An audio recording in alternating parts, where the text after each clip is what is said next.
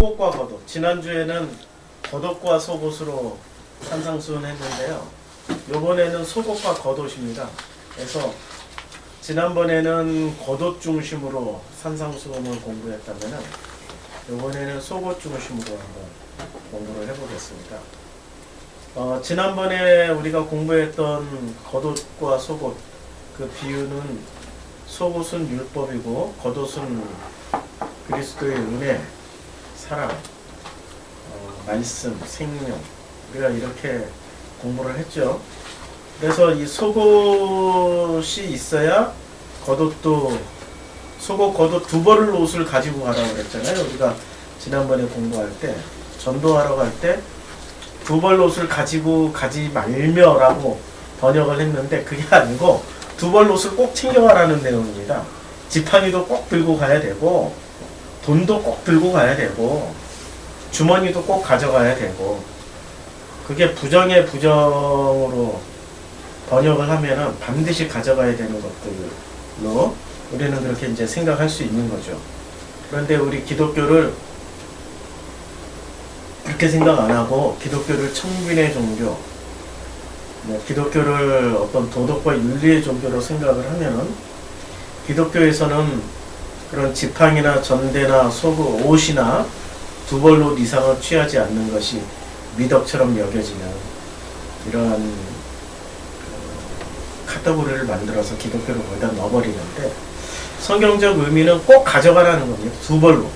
그 두 벌 옷이 뭐냐면, 본문에는 키톤으로 나와 있거든요. 속옷만 두 벌.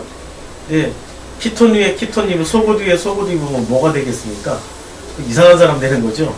그러니까 이 키톤이 속옷을 의미하기도 하지만은 또 하나 두 벌일 경우에는 하나는 겉옷이 되는 거죠. 그러니까 우리나라 말에 속옷, 겉옷 나눴지만 그러나 옷 두 벌 가져가 할 때는 그 속옷, 겉옷을 다 의미하는 옷이라는 대명사로 이렇게 해석을 해야 됩니다. 구약 성경에도 이렇게 쓰여진 단어가 있어요. 구약 성경에 보면은 메일이라는 그 옷이라는 단어가 히브리어에서 캐토네트가 있고요, 베게드가 있고, 그 다음에 메일이라는 그런 또 단어가 있습니다.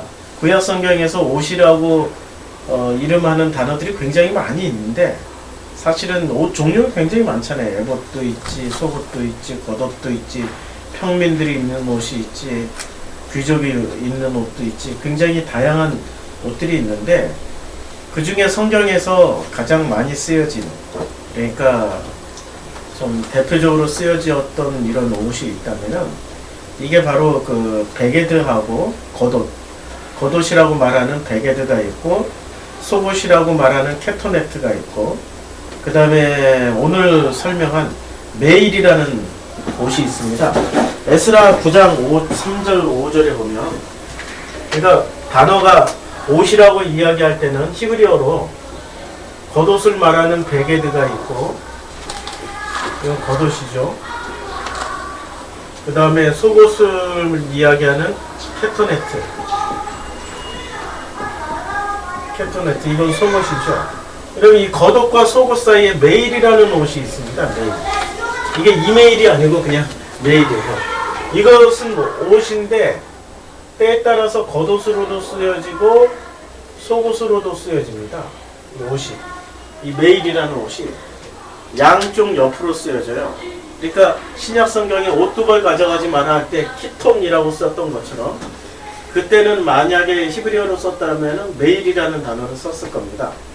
에스라 9장 5절에 보면, 내가 이 일을 듣고 속옷과 겉옷을 찢고 머리털과 수염을 뜯으며 기가 막혀 앉으니, 여기 속옷과 겉옷을 찢어요. 여기서 겉옷은 뭐라고 썼냐면 한번 볼까요? 에스라 9장 3절. 그래서 히브리어로 얘가 또 말썽을 일으켜요. 그래서 다시 없애고 다시 해야 돼요. 이게 슈퍼바이블이 가끔씩 가다가 이렇게 뭘 먹더라고요. 그래서 사실 슈퍼바이블이 눈에 잘 띄어가지고 자주 쓰는데, 자, 에스라 9장 3절 한번 볼까요? 에스라가 이사야 에스라 9장 3절에 보면은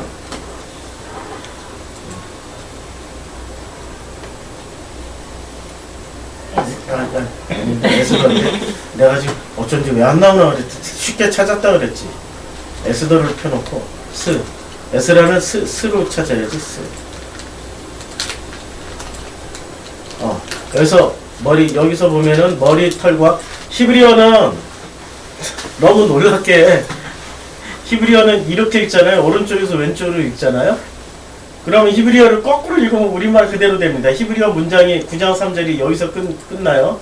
이렇게 읽으면 돼. 기가 막혀 앉으니 수염을 머리털과 뜯으며 속옷과 겉옷을 찢고 이 일을 내가 듣고. 말 되죠? 히브리어는 아주 특이해요. 우리말하고 어쩌면 이렇게 정확하게 역순으로 읽혀지는지. 그래서 여기서 속옷을 뭐라고 나왔습니까? 속옷이 메일로 나왔죠. 그 다음에 겉옷은 베게드로 나왔죠. 자, 내가 이 일을 듣고 속옷과 겉옷을 찢고 머리털과 수염을 뜯으며 기가 막혀 앉으니. 이 일이 어떤 일입니까? 이게 에스라 9장 3절에 이 9장에서 나왔던 일이, 이후에 방백들이 내게 나와서 이르되 이스라엘 백성과 제사장들과 레위 사람들이 이 땅 백성들에게 떠나지 아니하고 가나안 사람들과 헷 사람들과 그리스 사람들과 여부수 사람들과 암몬 사람들과 모압 사람들과 애굽 사람들과 아모리 사람들이 가증한 일을 행하여. 자, 여기서 보면은 여기서 지금 가나안 사람들이 몇 족속이 나옵니까? 자, 한번 세어볼까요? 여기서 지금 이 땅에서 원래 살고 있었던, 그러니까 출애굽 해가지고 이제 그 요단강을 건너서 가나안 땅에 들어갔어요. 근데 들어갈 때 창세기 10장에서는 아니 15장에서는 주님이 말씀하실 때 몇 족속을 얘기했습니까? 자, 19절부터 겐족속, 10족속이에요. 겐족속, 그니스 족속, 간몬 족속, 헷 족속, 브리스 족속, 르바 족속, 아모리 족속, 가나안 족속, 기르가스 족속, 여부스 족속. 10부족을, 이 10부족의 땅이라고 그랬어요. 그런데 이 10부족의 땅이 나가서 또 바뀝니다. 어디서 바뀌냐면, 이제 그 신명기 7장 1절에서 보면은, 제가 여기 찾아놨어요. 내 하나님 여호와께서 너를 인도하사 내가 가서 차지할 땅으로 들이시고 내 앞에 여러 민족, 헷 족속, 기르가스 족속, 아모리 족속, 가나안 족속, 브리스 족속, 히위 족속, 여부스 족속. 지금 족속 곧 너보다 많고 힘이 센 7족속. 그러니까 지금 이스라엘 백성보다 많고 힘이 세다고 그랬죠. 지금 이스라엘 백성이 들어갈 때 몇만 명이 들어갔죠? 남자만 60만 명. 그것도 장정들만 60만 명이에요. 그러면은 장정 아닌 어린애부터 시작해서 여자들까지, 그리고 소녀들까지 다 치면은 3배수는 해야 되죠. 그러면은 36, 18, 거의 한 180만, 200만 정도가 되면 이때 당시에 가나안에 200만 명 이상이 살았다라는 거예요. 7족속만 해도. 지금 현재 이스라엘 땅에, 거기가 가나안 땅이잖아요. 이제 가나안보다 더 넓은 땅을 차지하고 있는 게 지금 현재 이스라엘인데, 이스라엘의 인구가 몇만인지 아세요? 이스라엘의 인구가 1000만 정도예요. 지금 현대 이스라엘이. 1000만이 좀 넘나 그럴 거예요. 그러니까 좀 넘나 안 되나 그럴 거예요. 아마 1000만 전후로 그렇게 제가 기억을 하고 있는데, 이때 당시에 가나안 족속들이 이 7족속만 해도 200만이 넘었단 얘기예요. 200만. 그리고 굉장히 많은 거예요.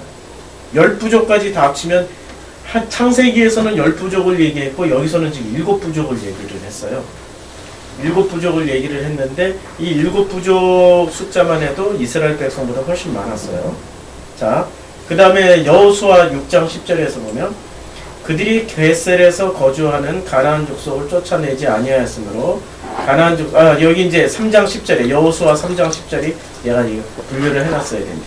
3장 10절에서는 몇 족속이 나오는지 한번 보시겠어요? 자, 또 말하시되 살아계신 하나님이 너희 가운데 계시사 가나안 족속 하나, 헷 족속, 히위 족속, 브리스 족속, 기르가스 족속, 아모리 족속, 여부스 족속을 너희 앞에서 반드시 7족속이죠. 그런데 여호수아 16장 10절에서 보면 그들이 겟셀에 거주하는 가나안 족속을 이 여섯 족속이 어디서 나오더라? 내가 여섯 족속 어디다 찾아놨지? 아이고 요새는 이렇게 왔다 갔다 합니다. 창세기 10장에서 전체 6부족을 어디서 얘기를 했어요? 출애굽기에서 얘기를 했는데 제가 지난주에 설교한 내용 중에 나오죠? 출애굽기 6부족이 나오는데 이게 신명기 여기 신명기 20장 17절에서 나옵니다. 다음은 신명기 20장 17절에 곧 헷 족속, 아모리 족속, 가나안 족속, 브리스 족속, 히위 족속, 여부스 족속 6부족만 나오죠. 내가 진멸하되 여호와 내 하나님 여호와께서 내게 명령하신 대로 하라. 여기서 지금 하나님이 이제 6부족은 반드시 진멸해야 될 대상으로 찍었어요. 그 반드시 진멸해야 될 그 족속 중에 여부스 족속이 들어갔어요.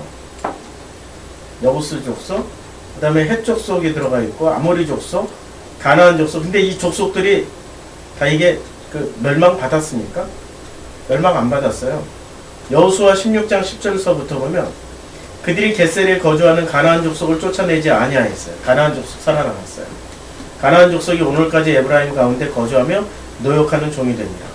그 다음에 17장 12절에 보면 그러나 므낫세 자손이 그 성읍들의 주민을 쫓아내지 못하며 가나안 족속이 결심하고 그 땅에 거주하였답니다.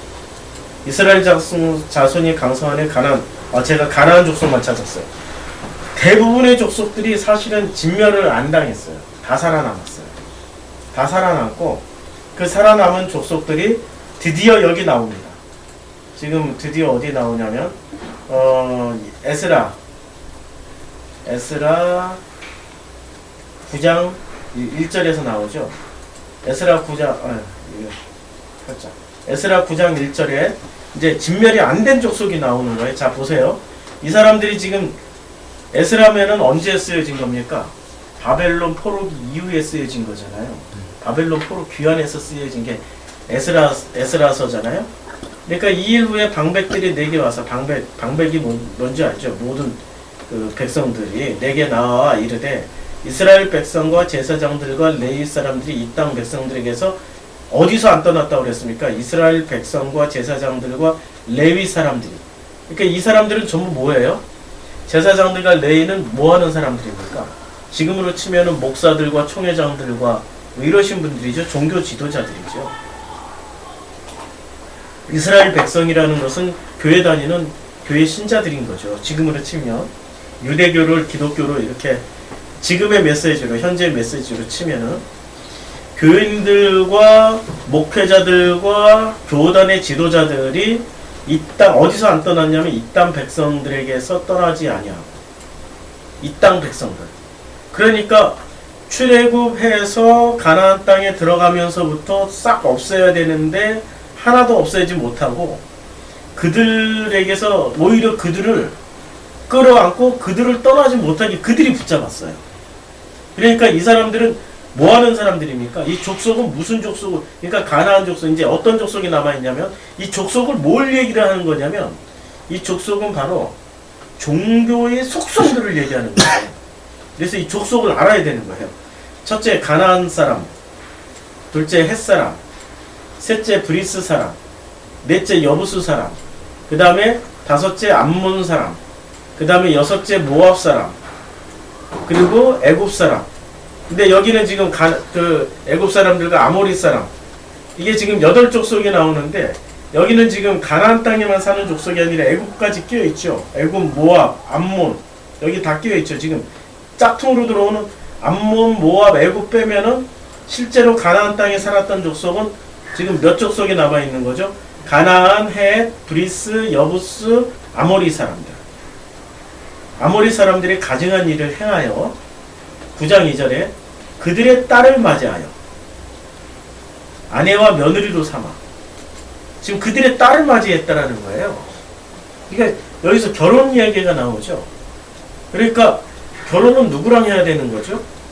그 말씀과 우리가 결혼을 해야 되는데 말씀과 결혼을 안 하고 누구랑 결혼을 한 겁니까? 종교랑 결혼을 한 거예요.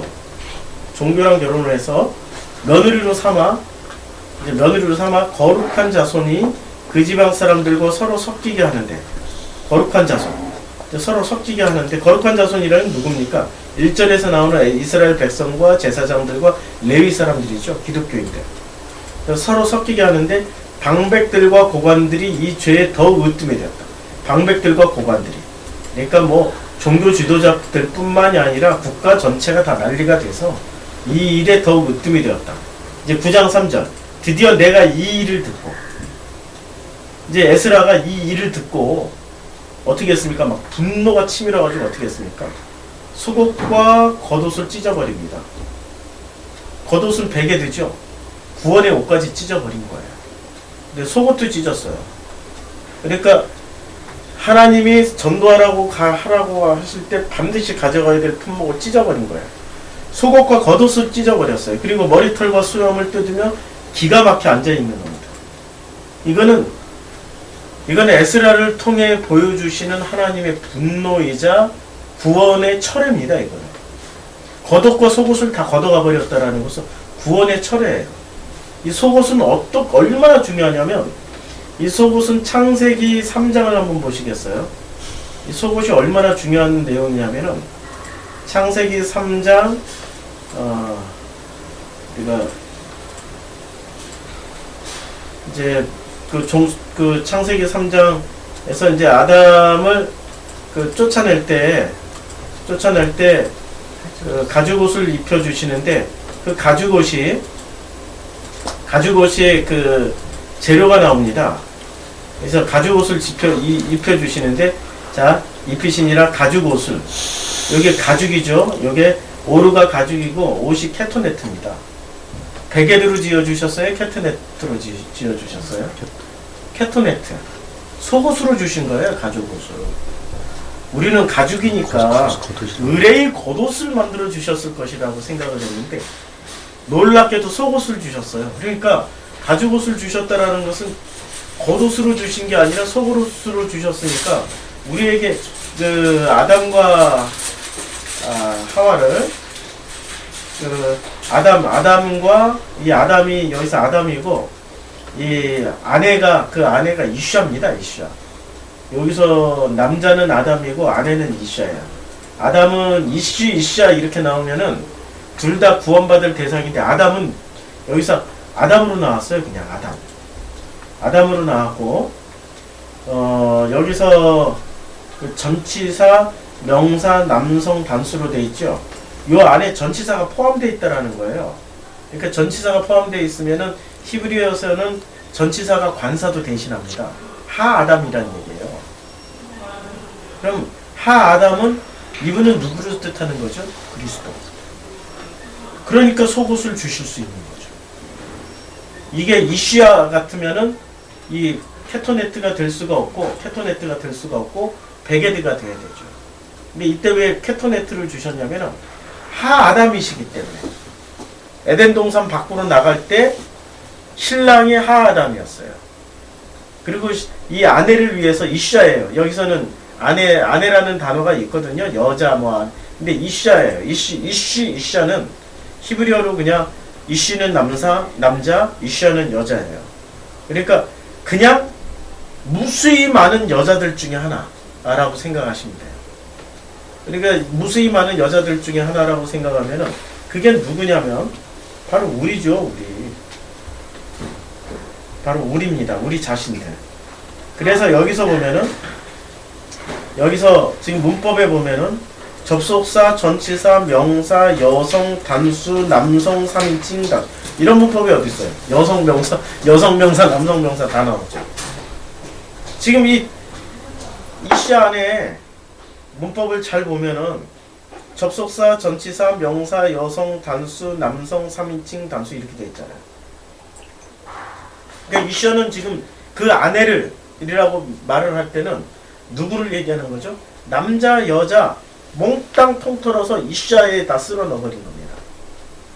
그러니까 하아담과 아내가 된 그 여자에게 입혀주는 게 베게드가 아니고 캐토네트를 입혀서 내보내요. 그러니까 속옷이 제가 지난주에 말씀드렸죠. 속옷이 속옷과 겉옷이 둘 다 중요하다고. 우리는 겉옷만 있으면 구원받는 줄 알잖아요. 구원받을 자에게는 속옷도 갖춰 입어야 되는 거예요. 그래서 전도를 나갈 때는 두 벌 옷을 반드시 가져가 나가라는 거죠. 그러니까 아니 우리는 율법, 그 다음에 속옷은 종교를 의미하고, 속옷은 이 코스모스를 의미하고, 겉옷은 호코스모스를 의미하며, 그럼 이 세상을 우리는 그러면 세상을 사랑하라는 얘기야? 그게 아니죠. 하나로 만들라는 얘기죠.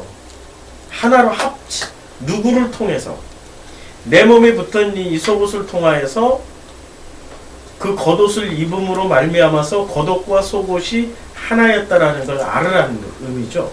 그래서 지금 창세기 3장 21절에서 캐토네트를 입혀서 보내주는 겁니다.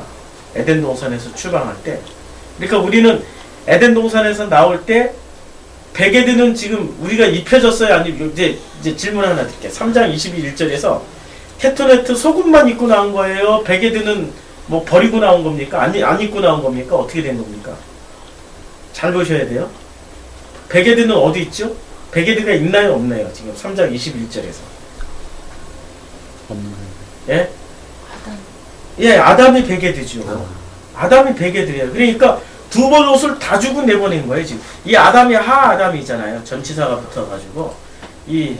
그러니까 요 라 아담, 뭐 알 아담 이렇게 되어 있는데 그냥 이게 전치사니까 전치사는 그 관사의 역할을 해서 제가 오늘 왜 이렇게 말을 더듬죠?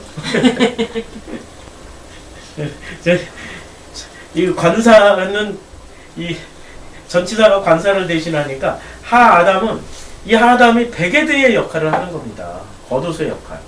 그러니까 이 이샤들은 그러니까 이 남자 여자를 다 뜻한다라고 그랬죠, 이 문법에.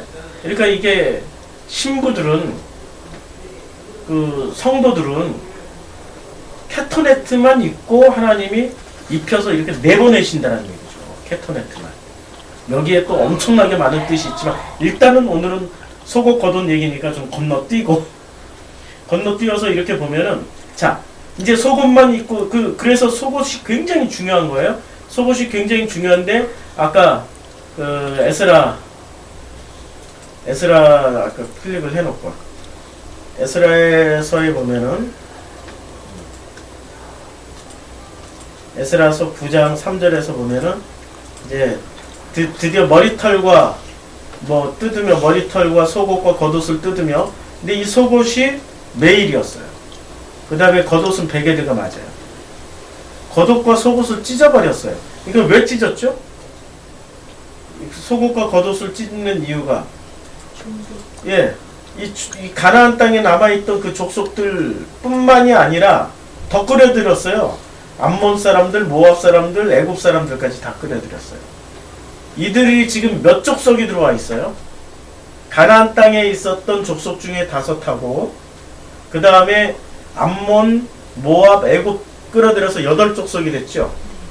성경에서 8은 뭐죠? 7로 안식이 들어가고 8로 구원을 이룬다고 그랬죠. 그러니까 지금 8부족을 얘기하는 거는 이 사람들, 자기네들이 구원을 이걸로 끝내버렸다라고 생각을 하고 있는 거예요. 종교로 생각합니다. 숫자라는 상징 놓치면 안 돼요. 그래서 이 8부족을 얘기하는 그러니까 8부족을 말씀했다라는 거는 이제 우리가 메시지를 찾아낸다면은 이 사람들의 상황이 어땠냐면은 우리는 여기서 구원을 다 이뤘어. 왜냐면 바벨론에 가서 우리가 기득권을 누리던 사람들이 지금 여기 에스라에서 지금 언급하고 있는 사람들은 바벨론을 나와서 황폐화된 도시 예루살렘까지 온 사람들이에요. 바벨론이란 도시는 지금으로 치면은 뉴욕이죠, 뉴욕.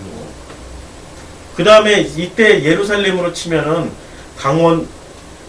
강원도 분들한테 죄송한데 강원도 뭐 정성군 무슨 어디에 골짜기에 여기 골짜기로 들어가는 기분이죠. 지금 어느 지역은 아직도 대한민국에 비포장 도로가 있고 전기가 안 들어오는 동네도 있다네요.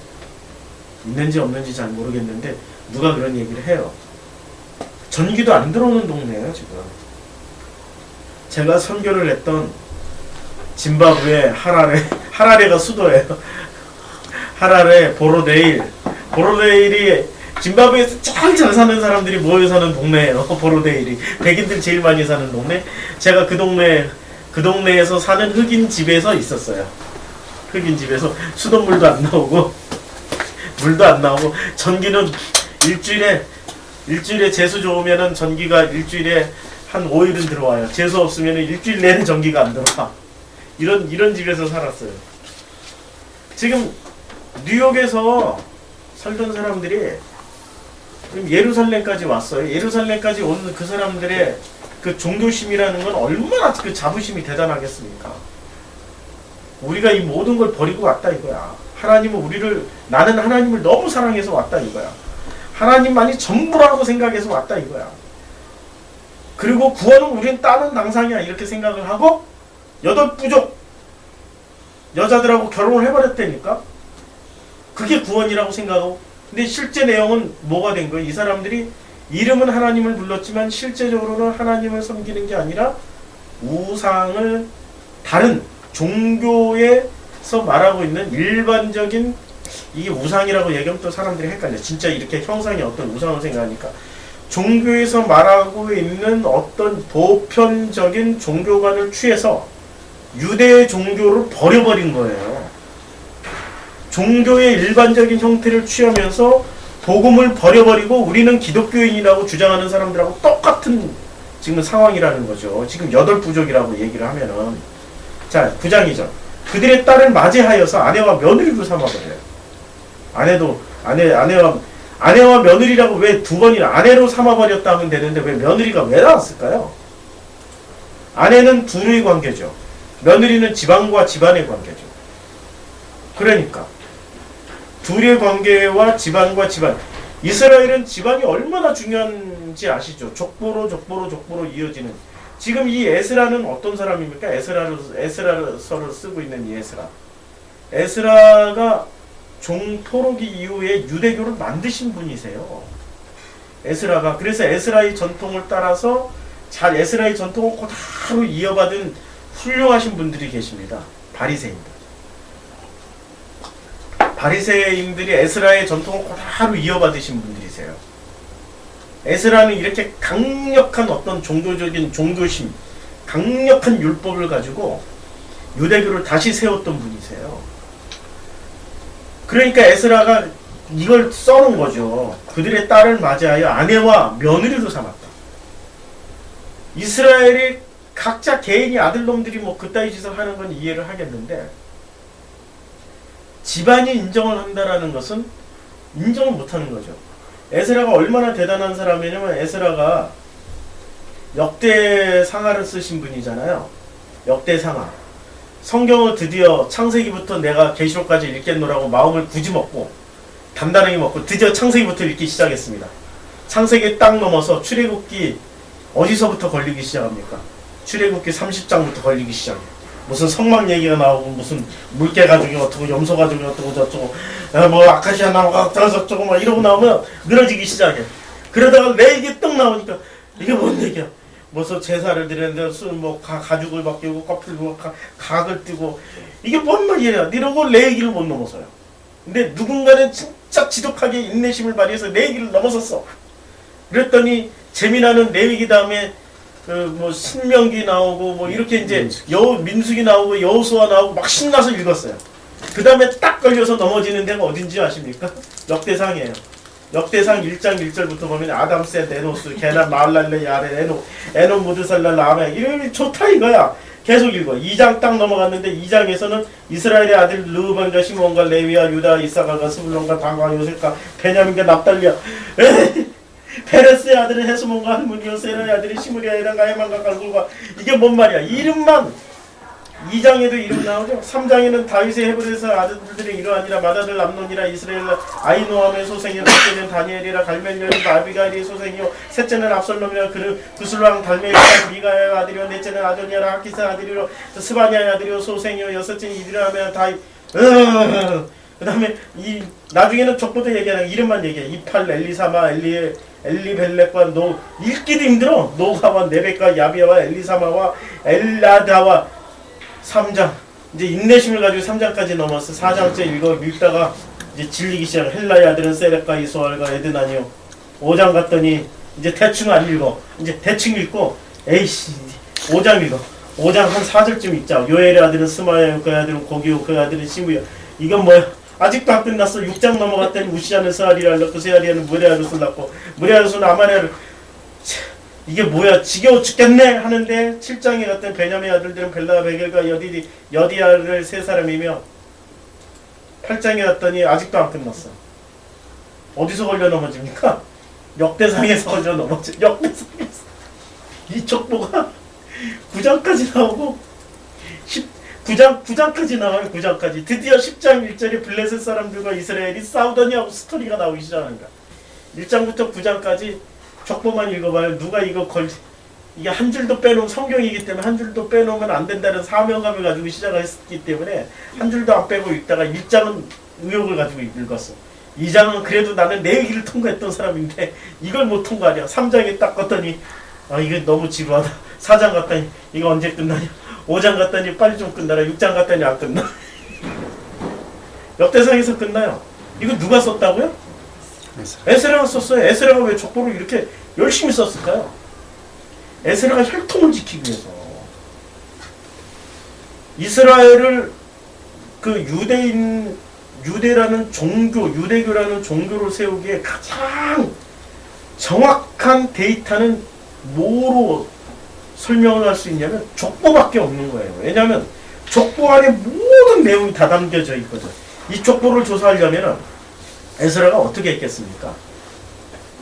에스라가 자기가 학자이니까 요즘같이 컴퓨터 데이터베이스 뽑아가지고 이렇게 돌려서 쓰는 게 아니고 바벨론 포로로 끌려올 때 쓸모 있는 것들이 끌려왔죠. 쓸모 없는 것들은 안 끌려갔어요.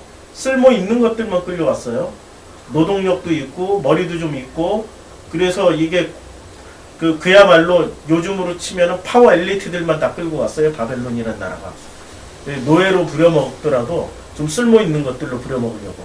이 바벨론이 대제국이기 때문에 국가 건설을 했기 때문에 엄청나게 노동력을 필요로 했습니다. 그러니까 이게 이 노동력을 끌고 왔는데 쓸모 있는 것들이 가가지고 다니엘이라는 걸출한 5임금을 5 황제를 섬겼던 그 다음에 스룹바벨이라는 술 따르는 관원까지 우리는 술 따르는 거 그까이 거 하는데 술 따르는 애가 사람을 살리기도 하고 죽이기도 해요.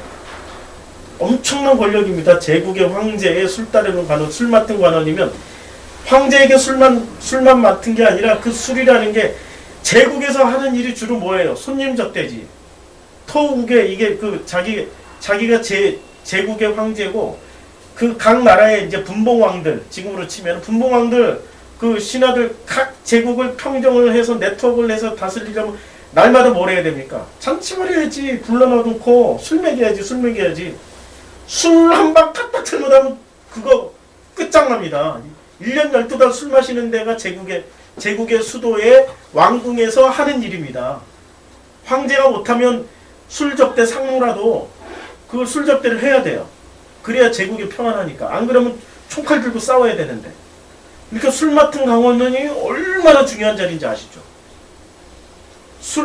술을 맡았다라는 거는 그 술의 품질을 관리해야 되기 때문에 전 제국에 있는 술들을 다 관리해야 돼. 아니 중국에서 온 그 제국 그 관리는 중국 술을 먹여야지. 중국에서 제일 좋은 술을.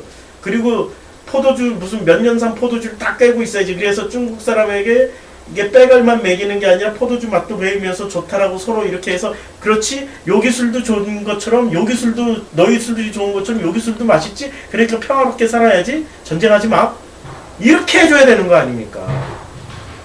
그러니까 술 맡은 스룹바벨이 엄청난 일을 한 겁니다. 우리는 우리식으로 생각해야지 이까 뭐 하고 아닙니다 절대. 자 그래서 다시 이제 에스라서로 돌아가면은 이제 이게 굉장한 일을 했다라는 거 알으셔야 돼요. 그 굉장한 일을 했던 사람이 족보를 다 조사를 해서 그 파워 엘리트들한테 일일이 쫓아다니면서 그 사람들도 오라고 그러면은 에스라가 아니 뭐 다니엘이 오라고 그러면 그 에스라가 다니엘한테 오라고 그러면 다니엘이 가겠습니까? 에스라가 쫓아가서 다니엘한테 물어봐야 되는 거죠. 스룹바벨한테 오라고 그러면 스룹바벨이 오겠습니까? 스룹바벨한테 쫓아가서 스룹바벨한테 물어봐야 되는 거죠. 에스라가 그렇게 해서 다 만들어낸 족보가 역대상에 나오는 거예요. 그리고 에스라서를 또 썼어요. 역대상하를 썼고 에스라서를 썼습니다. 3권을 썼어요. 뭐 더 쓴 게 있는지 모르겠는데 지금 제 기억에 나는 거는 항상 저는 데이터가 이제 너무 많이 들어가가지고 섞여서 꼬여가지고 나중에 데이터를 다 찾아보십시오. 그래서 이 에스라가 에스라서를 쓰는데 에스라가 얼마나 꼼꼼한 사람인지 아셨죠? 족보가 틀리면은 이때 이후로부터 몇천 년 동안 그 사람은 그 족보로 살아가야 돼. 나는 루다 족속인데 이 사람이 르우벤 지파로 집어넣어 버렸어. 그러면 르우벤 지파로 살아가야 되는 거예요. 그러니까 족보를 진짜 철저하게 꼼꼼하게 하지 않으면 두고두고 원망을 들을 일입니다. 그리고 그 족보를 성경에 기록을 해놨으니 족보가 맞아야 되죠. 그리고 족보를 조사한다는 것은 족보만 조사합니까? 족보에 얽힌 가족사 스토리를 다 들어야 되는 거죠. 제가 하동정시 좌정공파 27대 장손입니다. 어렸을 때부터 족보 이렇게 산더미처럼 쌓아놓고 족보 공부했던 사람이에요. 족보에 너의 몇 대 할아버지는 어떻게 살았고 정충신공께서는 뭐 임진왜란 때 배수진을 찾다가 몽땅 다 돌아가셨다. 참 훌륭한 우국충정은 대단하시지만 전략적으로는 되게 바보셨다. 뭐 이렇게 족보의 이름만 공부하는 게 아니라 그 다 공부하는 거죠. 너의 몇 대 27대 손은 아니 저 할아버지는 정인지 할아버지였는데 한글 창제. 어렸을 때부터 저는 그렇게 듣고 사는 사람이에요. 이름만 얘기하는 게 아니라 족보에는 스토리가 반드시 따라갑니다. 그러니까 에스라가 성경을 3번이나 썼던 이 풍부한 데이터베이스는 어디서 났냐? 일일이 쫓아다니면서 공부했던 그 데이터베이스가 드디어 활용이 되는 겁니다. 이게 에스라가 뛰어난 점이에요. 그래서 이걸 다 모아봤더니 이스라엘을 왜 패망했냐? 율법을 안 지켜서 그랬다 이거야. 그래서 에스라가 결론을 내렸어요. 이스라엘을 다시 만들 때는 강력한 율법의 국가로 세워야 된다. 율법을 회복하자. 이게 에스라의 모토였습니다. 그래서 다시 유대 성전을 짓고 유대 성전을 지을 땐 솔로몬 성전하고 다르게 짓습니다. 다듬지 않는 돌. 성경에 있는 그대로 지어버립니다. 진짜 다듬지 않는 돌로 기초성 놔버렸어요. 에스라 때는. 솔로몬은 다듬은 돌로 성전 지어버렸는데 에스라는 다듬지 않은 성경에 있는 그대로 했습니다. 지금으로 치면은 문자 그대로 해버린 거예요. 문자 그대로. 성경은 어떤 상징이라든지 여러 가지의 메타포에 이런 여지를 안 놔뒀어요. 지금으로 치면은 아주 근본주의자 이슬람 과격 신자처럼 성경을 있는 그대로 그냥 문자대로 적용을 해버린 겁니다. 성경 그대로만 하면은 축복받고 복받고 산다 이거야. 이래서 에스라는 강력한 율법으로 이스라엘을 다시 세팅을 해버렸어요. 다시 세팅을 했는데 그 세팅하는 자리에서 문제가 생겨버린 겁니다. 가나안 5족속하고 지금 암몬, 모압, 애굽 사람들까지 포함해가지고 8족속으로 세팅이 다시 되기 시작해버린 거예요. 에스라의 분노가 얼마나 대단하겠습니까? 이게 지금 9장 3절에 내가 이 일을 듣고라는 거는 이제 에스라의 분노가 이제 아시겠죠. 이 일을 듣고 왜 속옷과 겉옷을 찢고 머리털과 수염을 뜯으며 기가 막혀. 그러니까 속옷 겉옷 다 찢어버리고 상상을 해보세요. 이 꼬장꼬장한 학자예요. 지금으로 치면 우리나라의 대표적인 유교의 꼬장꼬장한 학자라고 생각하면 돼. 이 꼬장꼬장한 학자, 수염 하나 머리털 하나 안 틀어지고 아주 그냥 옷 매무시 하나 단단하게 매었던 이분이 다 찢어버리고 머리털 뽑았어. 수염도 뽑아버렸어. 듬성 찢어진 모습을 생각하면 사람들이 보면 꼬장꼬장한 학자거든요. 이렇게 보고 겉으로는 그러죠. 속으로는 애들 같으면 피고 막 되게 웃긴다 하지만 겁을 나는 사람들 같으면 어떻게 생각하겠습니까? 뭔가 살벌한 일이 떨어지겠구나. 무섭다. 이렇게 생각하겠죠. 지금 에스라가 찢을 때, 속옷을 찢을 때 메일을 찢고, 속옷이 메일이고 겉옷이 베게 되었습니다. 이것을 찢고 9장 4절. 9장 4절로 넘어갑니다. 9장 4절에 이에 이스라엘 하나님의 말씀을 인하여 떠는 자가, 이제 떠는 자. 이게 에스라가 지금 이런 분노를 냈다라는 것을 사람들이 어떻게 생각했냐면, 그러니까 하나님의 분노구나. 이렇게 생각을 하는 거예요. 이에 이스라엘 하나님의 말씀을 인하여, 이제 말씀을 드디어 이 말씀을 소중하게 생각하는 사람들은 이 일을 인하여서 떠는 자가 생겼습니다. 이 사로잡혔던 자의 죄를 인하여 다 내게로 모여오더라. 내가 저녁 제사 드릴 때까지 기가 막혀 앉았더니. 그러니까 에스라가 기가 막혀가지고 옷 다 찢고 수염 뽑고 머리털 뽑고 이러고 기가 막혀서 앉아 있었는데, 하나님의 말씀을 믿고 있었던 사람들은 두려워 떨면서 에스라 앞에 다시 나오는 겁니다. 이게 9장 4절이에요. 9장 5절. 저녁 제사를 드릴 때 내가 근심 중에 일어나서 속옷과 겉옷을, 이제 속옷과 겉옷을 찢은 대로 무릎을 꿇고 나의 하나님 여호와를 향하여 손을 들고, 여기서도 이제 나의 하나님 여호와를 향하여 손을 들고 무릎을 꿇고, 속옷이 메일이로 나왔고 겉옷이 베게드로 나왔죠. 그래서 찢은 대로 근심 중에 내가 일어나서 저녁 제사를 드릴 때, 참 히브리어는 너무 신기해요. 이렇게 그대로 읽어나가면 돼. 거꾸로만 읽어나가면 그대로 됩니다. 그러니까 히브리어가 더 쉬워요. 히브리어는 읽을 줄만 하면은 요게 이제 이게 프로그램이 있으니까 그대로 해나가면 됩니다. 이럴 때 지금 여기서 찢겨나가는 옷이, 속옷이 베일로 묘사가 됐어요. 캐터네트가 아니고. 그러니까 창세기 3장 21절에서는 에덴 동산에서 추방할 때 가죽옷을 입혀주실 때는 캐터네트로 만들어 주셨어요.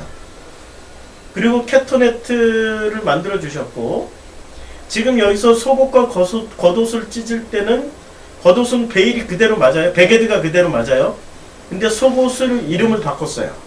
캐터네트로 안 쓰고 베일로 썼어요. 예, 메일로 썼어요. 자, 이 도대체 무슨 차이가 있을까? 제가 좀 어렵게 많이 설명을 하죠. 이게 왔다 갔다 해서 그래요. 자, 이게 이제 이걸 알려면은 가나안 족속의 10부족의 의미를 알아야 됩니다. 가나안 족속의. 자, 겐 족속은 첫 번째 이제 그 창세기 10부족이 다 나와요. 10부족이 다 나오는데 공통점을 한번 보면 전체 공통은 6부족. 그러니까 6부족은 전체 공통입니다. 헷 족속, 아모리 족속, 가나안 족속, 브리스, 히비, 여부스는 10부족 중에 공통으로 6부족 치를 때는 헷, 아모리, 가나안, 브리스, 히비, 여부스가 나옵니다. 그리고 이 7부족을 얘기할 때는 헷, 아모리, 가나안, 브리스, 히비, 여부스의 기르가스족이 들어가요. 그리고 이 7부족에서 빠지는 6부족도 빠지고 7부족에서도 빠지는 족속은 겐족, 그니스 족속, 감몬 족속이 빠져요. 그러니까 진짜 종교 중에 우리가 진짜 알아야 될 족속은 어떤 족속입니까? 헷 족속, 아모리 족속, 가나안 족속, 브리스 족속, 히위 족속, 여부스 족속이죠. 기르가스나 겐이나 그니스, 감몬은 잘 몰라도 돼요. 진짜 알아야 될 족속은 헷 족속, 아모리 족속, 가나안 족속, 브리스 족속, 히위 족속, 여부스 족속입니다. 이 족속을 알아야 돼요. 그리고 이스라엘을 끝까지 괴롭히는 사람들이 누굽니까? 헷, 아모리, 가나안, 브리스, 히위, 여부스 족속입니다. 이스라엘, 특히 헷 족속, 아모리 족속. 이스라엘의 사사시대 때 얼마나 괴롭힙니까? 이스라엘. 헷 족속이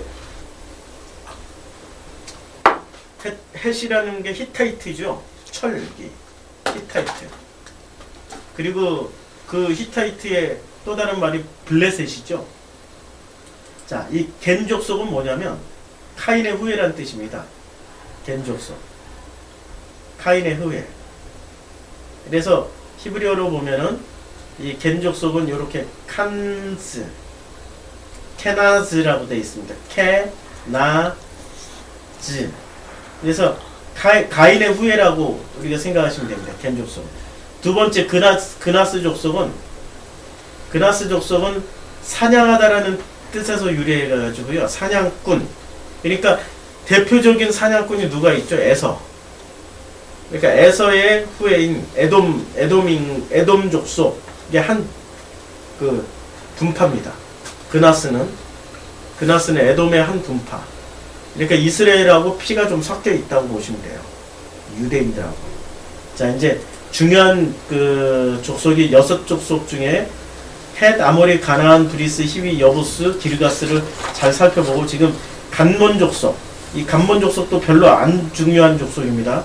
간몬 족속, 기르가스, 겐, 그니스, 간몬 이제 안 중요한 족속들부터 하는 거예요. 간몬 족속은 카드모니에서 유래한 말인데요. 요 족속은 그 동방이라는 뜻입니다. 동쪽 이런 뜻이에요. 동방의 동쪽에. 그러니까 동쪽으로부터 왔는지 동쪽으로 간 사람들인지 모르는데 동방을 뜻하는 족속입니다. 자, 이제부터 중요한 족속이 나옵니다. 르바 족속. 이 르바라는 말은 파라에서 온 말이고요. 라파, 여호와 라파 이렇게 하죠. 치료하시는 하나님 뭐 이렇게. 여호와 샤파입니까? 치료하다가? 라파가 맞죠. 라파가 맞는데 라파가 치료하다 그러니까 원기왕성하다. 그래서 이 유래가 그 스트롱 코드 7495에서 온 말인데 이 유래는 거인 이런 뜻입니다. 거인. 그래서 르바임, 르바 족속 이런 뜻으로도 많이 쓰여요. 그러니까 거인 족속. 그러니까 르바 족속은 이 가나안 땅에 들어갈 때 정탐꾼이 가가지고 그들을 보고 우리는 메뚜기다라고 했죠. 르바 족속을 봤을 가능성이 높죠. 르바 족속. 블레셋에도 거인이 있었어요. 가나안 땅은 서로 피가 서로 섞여 있는 땅이에요. 각 족속들 형식상으로 이렇게 상징적으로 나누지만 블레셋의 대표 거인이 누구죠? 골리앗이죠. 골리앗. 다윗과 골리앗. 그러니까 이 블레셋 족속에도 그 골리앗이 나올 정도로 그러니까 이 르바 족속이 거인이었지만 제일 전체가 다 거인이란 뜻이고 그런 뜻이겠죠. 자, 그 다음에 요 단어가 어디서 이제 1051 스트롱 코드 1004에서 7497에서 유래를 하는데 그러니까 이제 무슨 뜻이냐면은 이게 베트라고 나와 있어요. 베트. 그러니까 거인의 집. 여기 베트가 성전을 상징하죠. 베트가 성전. 거인들을 숭배하는 그런 성전이란 뜻입니다. 르바 족속에. 거인들을 숭배하는 성전. 그러니까 르바 족속은 실제로도 컸지만 그들은 거인을 숭배하는 거예요. 슈퍼맨. 능력자가 되고 싶어 하는 거죠. 여기서부터 중요하기 때문에 제가 설명을 더 해드리는 거예요. 이 족속부터. 이게 종교의 본질이에요, 지금. 가나안 땅에 있는 이 족속들이 종교의 본질이기 때문에. 그러니까 우리 속에는 슈퍼맨을 숭배하는 것들이 있죠. 자, 그 다음에, 또 어떤 족속이 나오냐면, 브리스 족속이 나오죠. 이 브리스라는 히브리어는 이게 프리지 이렇게 되어 있는데 광활한 평야로 어떤 그런 뜻을 광활한 평야를 뜻하고 있고 이 브리스 사람들이라는 이 프리지는 어디서부터 또 유래했냐면 6521번 스트롱 코드 6521번에서 유래를 하는데 이것은 시골의 촌락을 또 뜻하기도 해요. 근데 6519번에 또 유래를 한다고 해서 또 찾아보니까 프라자, 그러니까 광활한 평야, 성벽이 없는 마을, 성곽 없는 촌락 이런 뜻이죠. 그리고 6518번 결정적인 뜻이 하나 나옵니다. 파르시스 그러니까 페리시스가 뭐죠? 바리새,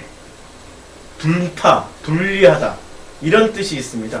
그러니까 브리즈 족속은 그 뿌리가 어디냐면 파라지에 있습니다. 분리하다. 그러니까 바리새인들이 분파주의잖아요. 그러니까 바리새인을 생각하면 쉽게 알 수 있죠. 무엇과 무엇을 분리하는 거죠? 바리새인들이 자기네들의 그 거룩함을 유지하기 위해서 세속과 자신들을 분리하잖아요. 그런데 하나님은, 예수님은 세속과 성과 속을 분리하는 그 바리새인들을 보고 뭐라고 말씀했습니까? 그릇에 바깥은 닦지만 안은 닦지 않는 자들이라고 그랬죠. 바깥으로는 깨끗하게 보이지만 실제 안에는 아주 더러운 걸로 가득 차 있는. 그 무슨 내용입니까? 겉으로는 분리를 하지만 속으로는 뭘 분리하는 거죠? 겉으로는 성과 속을 분리하지만 속으로 내면을 들여다보니까 하나님과 사람들을 분리해내는 일을 하는 거죠. 하나님과 사람들이, 우리는 목회자라는 건 하나님과 사람을 만나서, 그리스도와 사람들을 만나서 결혼시켜주는 일을 해야 되는데, 연합시켜주는 일을 해야 되잖아요. 바리새인들은 그것을 이혼시키고 다니는 사람들이라니까. 너 왜 만났어? 헤어져. 뭐 이런 식으로 하는. 그 어근이 브리스 족속입니다. 그러니까 가나안 땅에 있었던 게 거대한 것을 숭배하던 그 무슨 족속이었죠? 르바 족속이 있었고, 그다음에 브리스 족속은 분리하는 그런 족속이었습니다. 헷 족속이 있었어요. 그 다음에 여섯 번째 헷 족속이 있는데, 이 헷 족속은 그 2865 스트롱 코드 2865를 보면은 헤트라는 이런 그 단어에서 유래가 되는데, 이 헤트는 넘어뜨리는 사람들. 그러니까 폭력으로나 혼란과 두려움으로 넘어뜨리는 겁니다. 그리고 위협하고 두려워하게 하고 때려 넘어뜨리게 하고 그리고 굴복하게 만들고 무섭게 만드는 겁니다. 무섭게 만들어서 넘어뜨리는 사람들이에요. 지금으로 치면은 뭐 하는 사람들이죠? 종말론 부르짖으면서 넘어뜨리는 사람들이죠. 종말론자들이에요, 이 사람들이. 해적석이라는 게. 지금으로 치면은 넘어뜨리는 자들입니다. 그러니까 공포 분위기를 만들어가지고, 그래서 우리는 이렇게 하잖아요. 어쨌든 교회 나오면 되는 거 아니야? 종말론이 있어야지. 예수 재림이 있어야지 뭐 교회 나오는 거 아니야? 종말이 있어야 무서워서 교회만 나오게 하면 다 되는 거 아니야? 이런 사람들. 그래서 종말론을 통해 가지고 공포 분위기 조성해서 교회로 끌고 나오려고 하는, 이거 또 하나의 종교주의죠, 지금 이게 헷족속입니다.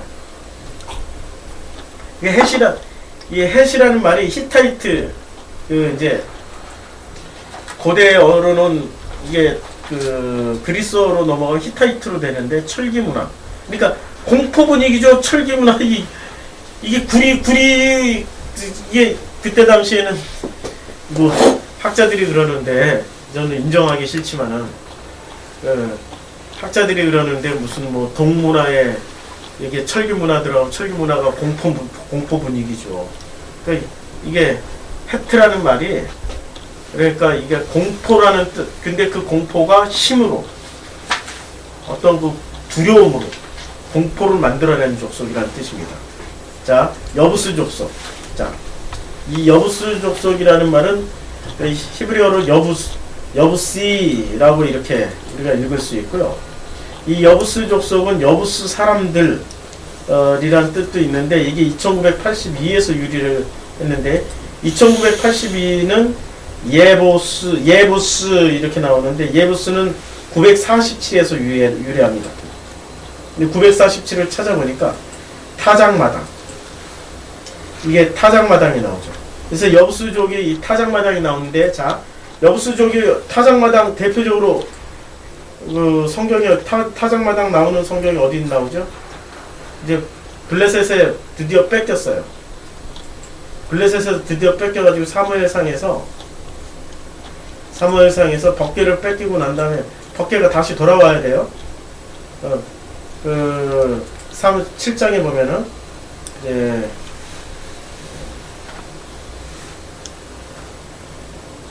여기 7장이 아니고 몇 장에서 나오냐? 괴가 6장에서 여호와의 괴가 블레셋 사람들의 지방에 있은 지 7달이라. 6장 2절 사무엘상 6절 블레셋 사람들이 제사장들과 복술자들을 불러서 이르되 우리가 여호와의 괴를 어떻게 할까? 그것을 어떻게 그 있던 곳으로 보낼 것인지 우리에게 가르치라. 그들이 이르되 이스라엘 시인의 괴를 보내려거든 거저 보내지 말고 그에게서 속건제를 드려라 해가지고 이제 다시 보내잖아요. 근데 이게 어디로 갑니까?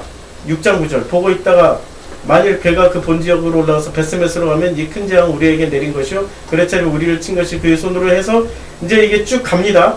이게 이제 드디어 수레에 실려가지고 덜거럭 거리고 가는데 이 사람들이 그 어디로 가서 내리냐면은 6장 21절 전령들이 기란 여아림 주민에게 보내어 이르되 블레셋 사람들이 여호와의 괴를 도로 가져왔으니 어디로 갔습니까? 6장 18절 드림밥 금쥐들은 견고한 성읍에서부터 시골의 마을의 끝까지 그리고 사람들이 모여 괴를 큰 돌에 이르기까지 5방백들에게 속한 블레셋 사람들의 모든 성읍들의 수대로 했다. 그들은 벳세메스 사람 여호수아의 밭에 오늘까지 있더라. 자, 벳세메스의 밭으로 갔어요. 근데 이 벳세메스의 밭은 누구 사람들입니까? 7장 기랏 여아림 사람들이 와서 이제 벳세메스에 있는 여호와의 괴를 옮겨 산에 사는 아비나답의 집에 들여놓고 그의 아들 엘리야사를 거룩하게 구별하여 여호와의 그 괴를 지키게 했습니다. 기란 여아림으로 이제 들어갔어요. 자, 기란 여아림으로 들어갔고 기란 여아림이 어떤 땅입니까? 제가 헷갈렸어. 이게 법궤가 아니고 법궤가 아니고 이게 인구조사를 할 때 사무엘하 제일 마지막에 인구조사를 할 때 다윗이 이제 그 전염병을 할 때 어떻게 됐냐면 타작마당. 자, 24장 16절 천사가 예루살렘을 향하여 그의 손을 들어 멸하려 하더니 여호와께서 이 재앙 내리심을 뉘우치사 백성을 멸하는 천사에게 이르시되 족하다 이제는 내 손을 거두라 하시니 여호와의 사자가 여부수 사람, 지금 여부수 나오죠? 여부수 사람 아라우나의 타작마당 곁에 있는지라. 타작마당 이때 한번 써먹어요. 여부수가 타작마당이라는 뜻이잖아요. 이때 타작마당이 이때 나옵니다. 그리고 다윗이 백성을 치는 천사를 보고 곧 여호와께 아뢰어 이르되 나는 범죄하였고 악을 행하였거니 이 악무리는 무엇을 행하였나니까 청하던데 주의 손으로 나와 내 아버지의 집을 치소서 하니라. 예, 그 이날에 가시 다윗에게 이르러 그에게 아뢰되 올라가서 여부수 사람 아라우나의 타작마당에서 여호와를 위하여 제단을 쌓소서 하니 이거 다윗이 여호와께 명령하신 바 갓의 말대로 올라가니라. 그래서 이제 이 여부수 사람 이 아라우나의 그 타작마당에다가 제사상 차려놓고 그리고 이제 드디어 제사를 드립니다. 제사를 드리자 21절 이르시되 어째 내 주 왕께서 종에게 임하시나이까 다윗이 이르되 내게서 타작마당을 사서 타작마당을 사요. 왜 사죠? 그냥 어디서 제사 드리고 그냥 가버리면 되는데 여부수의 타작마당을 사버립니다. 지금 아니 여부수 족속의 아라우나의 타작마당을 사서 여호와께 제단을 쌓아 백성에게 내리는 재앙을 그치게 하려 함이라 이렇게 됐어요.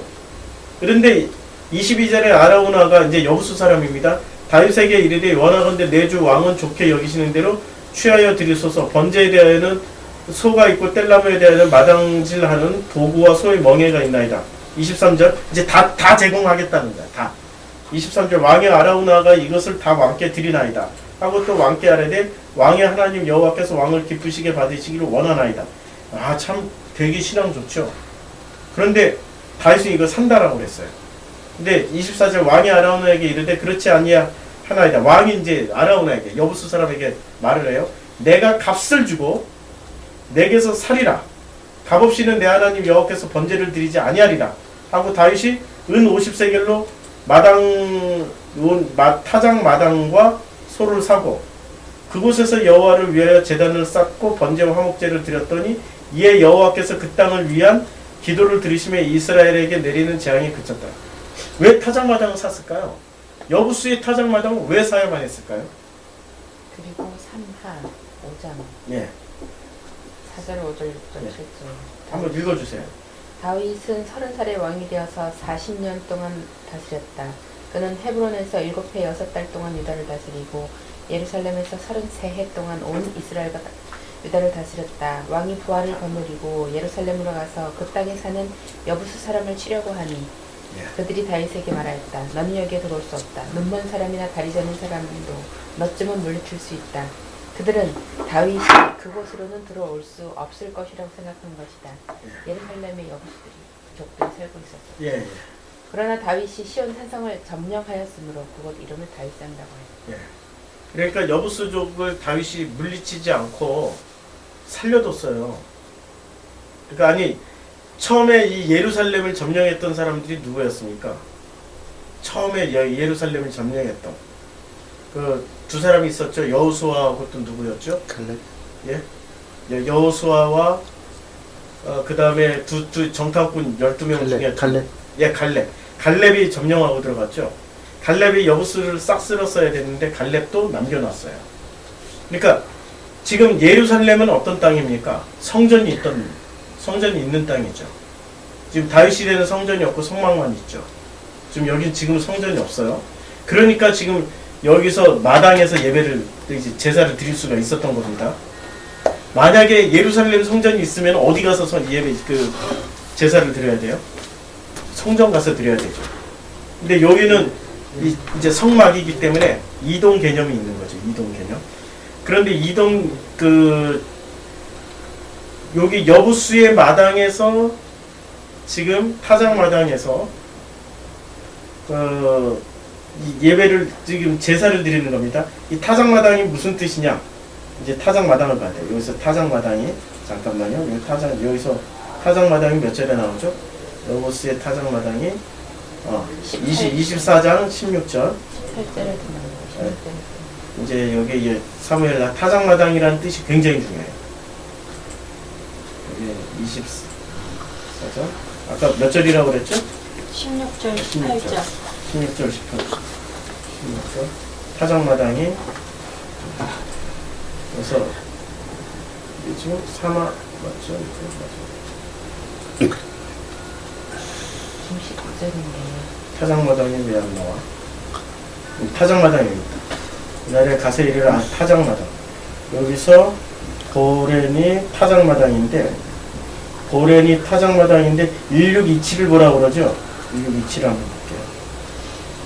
타작마당이 자 가론 그리고 통째로 울퉁 큰 목소리 목구멍 1627에서 그러니까 이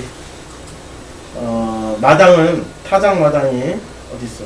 지금 또 넘어갔네. 아래, 그 아래. 여기 아래 타작마당이 자 타작마당이라는 뜻은 무슨 뜻이냐면 타작하는 마당이 아니고 타작마당은 기본적으로 알곡을 추수하는 곳이죠.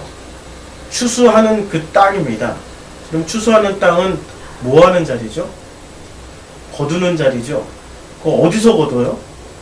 우리가 영적인 열매를 어디서 거둡니까? 예배 드리는 자리에서 거두잖아요. 타작마당이라는 뜻은 무슨 뜻을 가지고 있냐면 예배 드리는 장소입니다. 예배 드리는 장소. 유래는 이 타작마당은 예배 드리는 장소. 그러니까 이 타작마당에서 지금 성막이 있어요. 예루살렘 지금 다윗, 솔로몬 때는 예루살렘 성전을 지었기 때문에 성전이 있으면 성전으로 가야 되는데 성전에서 예배를 안 드리고 성막이 있어요. 성막으로 가서 예배를 안 드리고 제사를 안 드리고 타작마당에서 제사를 드리는 겁니다. 그러니까 여부수의 타작마당은 무슨 뜻이냐면 제사 드리는 장소라는 거예요. 거기서 그러니까 제사가 가능한 거죠. 근데 그 제사를 드리려면 어떻게 됩니까? 다윗은 반드시 그 땅을 살려고 했어요. 근데 여부수 족속은 그걸 그냥 안 팔고 그냥 마음껏 여기서 예배 드리세요. 이게 무슨 얘기죠? 아브라함이 막벨라고를 살려고 했을 때 그 헷족속이 그랬죠. 헷족속이죠. 가나안 족속이에요. 헷족속이 뭐라고 그랬습니까? 어른께서는 그냥 이 땅을 거저 가지십시오 했을 때 이게 아브라함이 돈 주고 샀어요. 굳이 돈 주고 샀어요. 굳이 돈을 주고 샀어요. 근데 여기서도 지금 다윗이 굳이 돈을 주고 샀어요. 왜 굳이 돈을 주고 사야만 했을까요? 왜 굳이 돈을 주고 사야만 했을까요? 돈을 줘야 되는 이유. 그때는 뭐 어느 분이 그러시더라고요. 어느 분이 이런 식으로 설명을 하세요. 그때는 부동산 개념이 없어서 사고 팔고 하는 개념이 없어서 안 팔려고 그랬고 그냥 거저 주거나 거저 받으려고 그랬다. 아니라니까. 거대 인류 사람이 사는 세대는 부동산 거래 반드시 있었어요. 돈으로 확증을, 돈 주고 내 땅이라고 확증을 해야 되는. 그러니까 막벨라 굴은 뭘 상징하기 때문에 그렇게 돈을 주고 반드시 사야만 했죠? 예수. 예. 막벨라 굴이라는 게 예수. 그러니까 막벨라 굴이라는 것은 그 굴이라는 뜻이 무슨 뜻이냐면은 굴은 성전이라는 뜻입니다. 굴도 예배드리는 장소, 성전. 그것을 위해서 미리 예비를 하는 거죠. 성경에서 굴, 무덤이잖아요. 결국 이제 막벨라 굴이 무덤이 되잖아요. 무덤도 성전을 뜻하고 있습니다. 히브리어에서는. 지금 여부수의 타작마당도 성전이에요. 예배드리는 장소는 반드시 돈을 주고 샀어요. 돈을 주고 대가 지불을 하고 사야 되는 겁니다. 누가 대가 지불을 했어요? 아니, 누가 대가 지불을 했냐고요. 그거 사는데 대가 지불을 하는데 예수가 대가 지불을 했죠. 우리에게 이제 이 예루살렘 성전을 허물어뜨리고 새로운 성전을, 눈에 보이지 않는 성전을 지어주면서 당신의 피값으로 성전을 사버린 겁니다. 눈에 보이는 성전을 허물어버리고 당신의 피값으로 샀어요. 그때 당신의 피값이 얼마였어요? 은 30이었죠? 여기는 은 50세겔이에요. 두 개잖아요. 속값도 들어가서. 예, 속값도 다 들어가고 여기에 땅값, 번제값, 몽땅 다 사버린 거예요. 땅만 샀으면 은 30에 샀을 거야. 그렇죠. 아, 참 정확하게 은 30 떨어지면 얼마나 좋아. 막벨라굴은 얼마 주고 샀어요? 그 고대라 뭐 땅값, 부동산의 지각 변동이 있을 수도 있지만 막벨라굴 값은 얼마? 예? 한번 찾아보세요. 막벨라굴은 얼마 주고 샀는지. 그래서 이게 무덤과 지금 여부수라는 말을 이제 알기 위해서 여부수가 얼마나 중요한 말인지를. 그러니까 여부수라는 말은 무슨 말입니까? 타작마당이라는 것은 예배를 드리는 어떤 공간이죠. 얼마예요? 예, 은 400. 예, 값은 다 틀리네요. 이게 공통점이 있었으면 참 은혜로웠을 텐데. 예, 공통점이 없. 그러나 그 공통점은 예배드리는 장소이기 때문에 반드시 대가 지불을 하고 그것을 취하는 거죠. 대가 지불을 하고. 자, 여부수는 이 땅에서 영적인 어떤 예배를 드렸던 일을 담당했던 사람들이라는 걸 알 수 있죠. 여부수족은. 이스라엘이 영적인 것을 담당하는 예루살렘 성전이 있었지만 그러나 실제적으로 그들은 자기네의 예배드리는 타작마당이 있었던 겁니다. 여부수라는 뜻이. 이게 타작마당입니다. 그래서 여부수라는 이제 여부수족은 타작마당, 즉 성전이라는 뜻입니다. 예배드리는 장소. 이건 허물어져야 돼요. 돈 주고 사든지 빼앗든지 해야 돼요. 자주가 확실하게 돈 주고 거래를 해서 이제까지 아브라함도 그랬고 다윗도 그랬고 예수도 대가 지불을 하시고 그 성전을 샀어요. 그 성전을 샀습니다. 자, 기르가스족. 기르가스족은 어디서 유래를 했냐면은 기르가시에서 히브리어로는 기르가시 이렇게 되어 있는데 그 기르가스족은 특별한 설명이 안 나와 있어요. 저도 지금 이걸 기르가스족은 좀 더 공부를 해야 돼요. 자, 가나안 족속. 가나안 족속은 가나안이라는 뜻은 무슨 뜻이냐면은 케나한이 이런 뜻인데 케나한이 이런 뜻인데 상인입니다. 무역하는 사람들, 장사하는 사람들입니다. 지금 기르가스는 제가 지금 공부를 좀 더 해야 돼서 근데 가나안은 장사하는 사람들입니다. 가나안이라는 뜻은 뭐 거래를 하는 사람들이에요. 그러니까 가나안 족속은 6부족에 들어가죠. 지금 절대 빠지지 않는 족속입니다. 6부족에 들어가는 가나안 족속. 그래서 이 가나안 족속은 장사하는 사람들이고 상인을 뜻하고 그리고 이 상인은 어디서 나오냐면 무릎을 꿇고서라도 복종하면서라도 어떤 식으로든지 이 거래를 성공시키는 사람들입니다. 이 가나안이라는 뜻이. 그리고 아모리 족속. 이 아모리 족속이 굉장히 중요하죠. 이 아모리 족속이 그 에모리, 그러니까 에모리, 히브리어로는 에모리라고 되어 있는데, 그 미국의 유명한 신학대학교 이름이 에모리 신학대학교가 있어요. 거기 출신 중에 또 유명한 또 웨슬리 학자가 있어가지고 참 이 에모리가 아모리에서 온 말이라는 걸 공부가 알면서 참 에모리라는 뜻이 뭘까 하고 늘 궁금했었는데, 에모리, 히브리어로는 아모리가 에모리입니다. 이게 평탄하다는 뜻입니다. 평탄하다. 그런데 이 사람들이 실제로 어디서 살았냐면은 산악지방에서 살았던 사람들이고 가장 가난한 족속 중에 하나였습니다. 그러니까 메이저 종족이 아니었어요. 메이저 종족은 거인들 막 이런 사람들이 살았고, 산악 쪽에 쫓겨나가지고 불편하게 살았던 사람들입니다. 이게 559가 어근인데 스트롱 코드 아마르에서 온 말인데, 아마르, 이 말은, 아마르는 뭐 하는 말입니까? 아마르는 대답하다, 확인하다, 명하다, 말하다. 이 아마르는 말하다는 거잖아요. 말하다는 게 말씀하시다가 다바르하고 히브리에 아마르가 두 개가 있습니다. 다바르는 헬라어로 치면 로고스고요. 아마르는 헬라어로 치면 레마입니다. 레마. 그러니까 아모리 족속의 그 말이 레마예요. 레마. 그러니까 아모리의 그 산속에서 살던 그 사람들의 그 말을 레마로 알아듣는 거죠. 가나안 땅의 그 말을, 아모리 족속의 말을 레마로, 아마르로 알아듣는 거죠. 아마르로. 이게 지금, 그래서 아모리 족속이 6부족 안에 들어가는 거고요. 그 다음에 6부족 안에 들어갔던 가나안 족속, 상거래를 반드시 성공시켜야 되는 사람들이고, 여부스 족속, 그러니까 제사, 타작마당, 제사 드리는 그 마당, 해족속, 공포, 종말로 생각하면 됩니다. 종말로. 해족속 반드시 들어가야 돼. 브리스 족속, 브리스 족속은 아까 광활한 평야, 아주 쉽게 그냥 이 페리시스 분파주의라고 말씀드렸고, 그 다음에 르바 족속까지가 이제 6부족이죠. 르바 족속, 르바 족속까지, 그러니까 헷, 아모리, 가나안, 브리스, 히위, 여부스 이렇게 들어가죠. 히위, 르바 족속, 히위가 왜 빠졌지? 그대로 보고 했는데,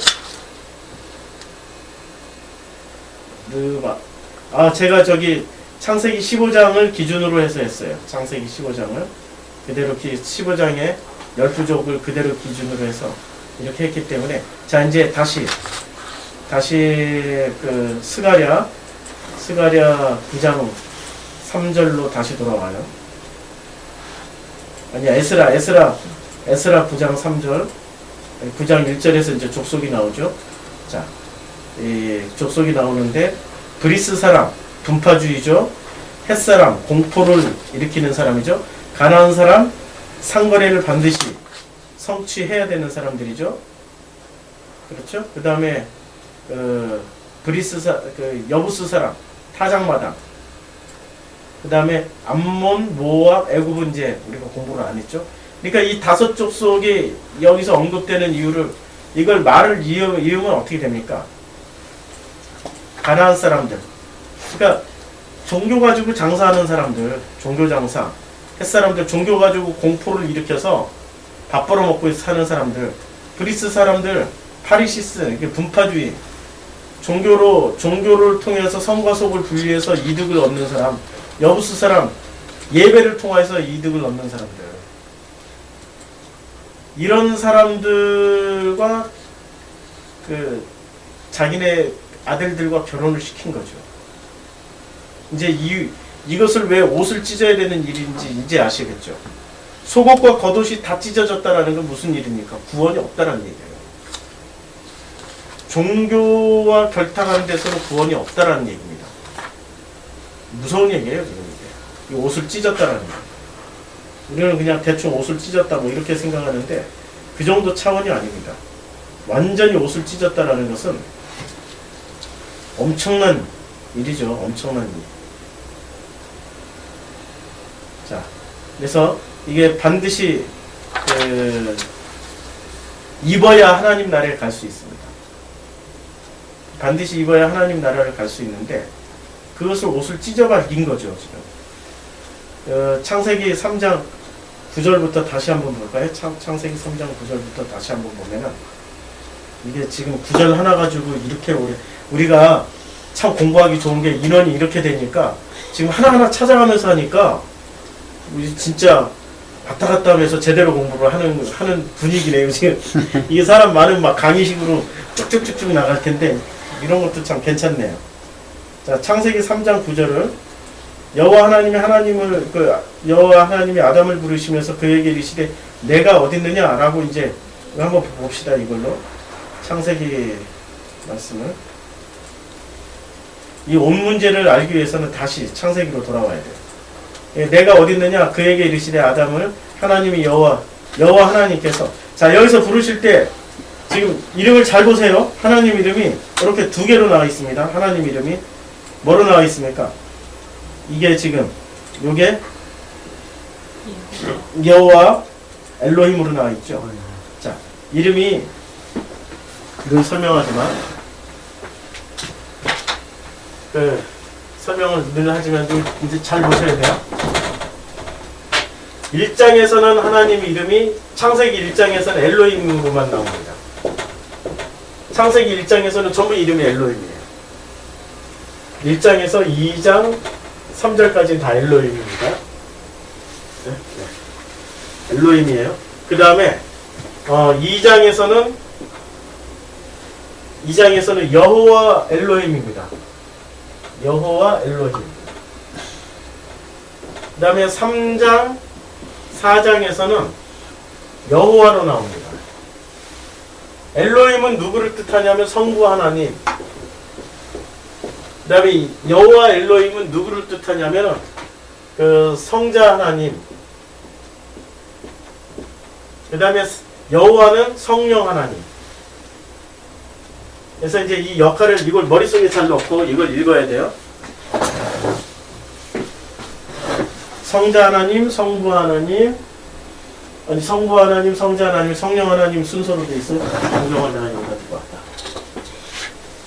요 순서대로 돼 있어요. 자, 그러니까 여호와 하나님 그 아담이 이제 여호와 하나님이 아담을 부르셔요. 이때 아담을 부르셨던 그 하나님은 누구시죠? 성자로 오신 여호와 엘로힘이죠. 여호와 엘로힘 그러니까 그 성육신 하시는 하나님이에요. 그러니까 지금 이분이 어디로 오셨어요? 땅에서 지금은 아담을 부르시는 거죠. 엘로힘이 부르면 어떻게 되죠? 아담은 즉사. 엘로힘이 부르면 즉사. 성령 하나님이 부르시는 것은 뭘 하시려고? 그 말씀으로 섬기시려고. 여호와 하나님이 부르셨다라는 것은 섬기시려고. 그러면 지금 여호와 엘로힘 하나님이 부르신 것은 여호와 엘로힘이 부르셨어요. 여호와 엘로힘이 부르신 것은 예수로 오셔서 우리에게 뭔가를 가르쳐 주시는 거예요. 지금 끊임없이 그 너머의 말씀을 해 주시는 거예요. 지금 이게 3장 9절입니다. 자, 그래서 여호와 하나님이 아담을 부르셔요. 여기서 아담이 관사가 붙었죠. 하아담이죠. 여기 이제 하아담을 부르시며 그에게 이르셔요. 내가 어디 있느냐? 이렇게 말씀을 하세요. 하아담을 부르는데 근데 이게 부르실 때 지금 아담이 어디 있어요? 아담이 지금 숨었죠. 그리고 내가 어디 있느냐라고 부르는 왜 하나님 왜 내가 어디 있냐고 왜 불렀어요? 숨었으니까. 왜 숨었을까요? 3장 10절에 이제 숨은 이유가 나옵니다. 3장 10절에 내가 숨었나이다. 이게 하바라는 단어가 숨었나이다. 근데 이게 이제 왜 숨었을까요? 예, 아노키 내가 에롬 벗었어요. 그러면은 벗었다는 얘기는 뭔가 입고 있었다는 얘기죠. 아니 뭔가 입고 있었어요, 자우지가. 아니면은 벗은 것 자체를 아예 모르고 살았든지 둘 중에 하나야. 벗은 것 자체를 아예 모르고 살았든지 뭔가 입고 있었던 거야. 사람은 그러니까 뭔가 벗었기 때문에 지금 숨은 거 아니에요. 벗었다라는 걸 알고 있었기 때문에. 그러니까 뭐가 이렇게 벗은 것을 알게 해줬어요? 선악이. 선악이 이것을 이거 선악과 사건 때문에 나온 일이잖아요. 선악이 이 벗음을 알게 해준 거예요. 벗었다라는 것이 무슨 얘기입니까? 벗음과 두려움과 동일합니다. 지금. 두려워다가 야레인데 벗었다라는 말 에롬과 야레가 동일어요. 지금. 두려운 거예요. 그러니까 벌거숭이는 두려워하는 거예요. 하나님 앞에 못 서는 거죠. 여호와 엘로힘이 지금 이 여호와 엘로힘은 엘로힘은 이렇게 부르시면 직사예요. 근데 여호와 엘로힘으로 오셨다라는 거는 대화를 하시겠다는 거잖아요. 근데 그 여호와 엘로힘 앞에 못 서는 거예요. 왜냐하면 벗었기 때문에. 벗음으로 인해서 두려워하기 때문에. 그래서 하나님의 소리를 여기서 하나님의 소리를 들을 때, 그러니까 가로된 내가 동산에서 하나님의 소리를 들을 때 하나님의 말씀이 들려져요. 지금 우리가 이 시간을 통해서 성경 공부를 하고 있고 이것이 유튜브를 통해서 이렇게 그 많은 곳에 많은 사람들에게 들려지고 있단 말이에요. 이 소리를 들을 때 어떤 사람들은 이 소리를 듣고 하나님의 말씀으로 듣고 기뻐하는 사람들이 있고 어떤 사람들이 이 소리를 듣고 두려움의 표시는 굉장히 많아요. 두려우면 쥐도 몰리다 그거 공포잖아요. 구석에 몰리다 그러면 어떻게 해요? 고양이를 물어버리죠. 두려움이라는 게 꼭 아니 무서워가 아니라니까 두려움이 극심하면 공격으로도 나타나요. 두려움은 여러 가지로 표현이 돼요. 그러니까 하나님의 소리를 벗은 사람들은 어떻게 돼요? 두려워서 숨거나 극단적으로 공격도 해요. 그들은 안 믿고 있는 거야. 뭘 안 믿고 있어요? 아까 21 이제 벗었어. 이제 일단 뭔가는 입고 있었는데 벗었어요. 창세기 2장 마지막 2장에 보면 창세기 2장 마지막 절 2장에 보면은 그들이 벗었으나 뭐 두려워하지 않은 25절 아담과 그의 아내 두 사람이 벌거벗었으나 부끄러워하지 아니하니라. 이제 2장 21절로 한번 넘어가 볼게요. 제일 마지막 절에 벌거벗었으나 이게 어떻게 지금 2장 25절 부끄러워 아니하니라. 그 아내가 아담과 벌거벗었다. 아롬 똑같이 벗었어요. 그렇죠? 아까 썼던 단어 아롬인데 둘 다 벗었으나 부끄러워지 부시. 그러니까 부시가 부끄럽다, 당황하다, 건조해지다, 연기다. 그러니까 번역 잘했어요. 지금 이 번역은 벌거벗었으나 안 부끄러워했어요. 이때는 벌거벗은 것 자체가 지금 이제 아까 왜 두려워하냐면 벌거벗은 것을 여기는 모르고 있는 거야. 벌거벗었으나 모르고 있는 거고, 여기도 아담이죠. 아담이죠. 반사가 붙어 있는. 여기는 또 누가의 이샤예요. 여기서 똑같이 쓰여졌네. 접속사, 명사, 여성, 단수, 남성, 3인칭 단수. 그러니까 아까 그 도식 똑같죠. 그러니까 가죽옷을 입혀줄 때 아담에게 입혀주셨고, 여기는 어떤 사람이에요? 이 아담의 옷을 입고 있었던 거죠. 여기는 벌거벗었는데 누가 덮어주고 있었습니까? 아담이 덮어주고 있었던 거예요. 그런데 이 아담이 이제 드디어 어떻게 됐습니까? 아담이 이제 선악과 따먹고 나서 어떻게 되죠? 이 두려워하는데 이제 물어봐요.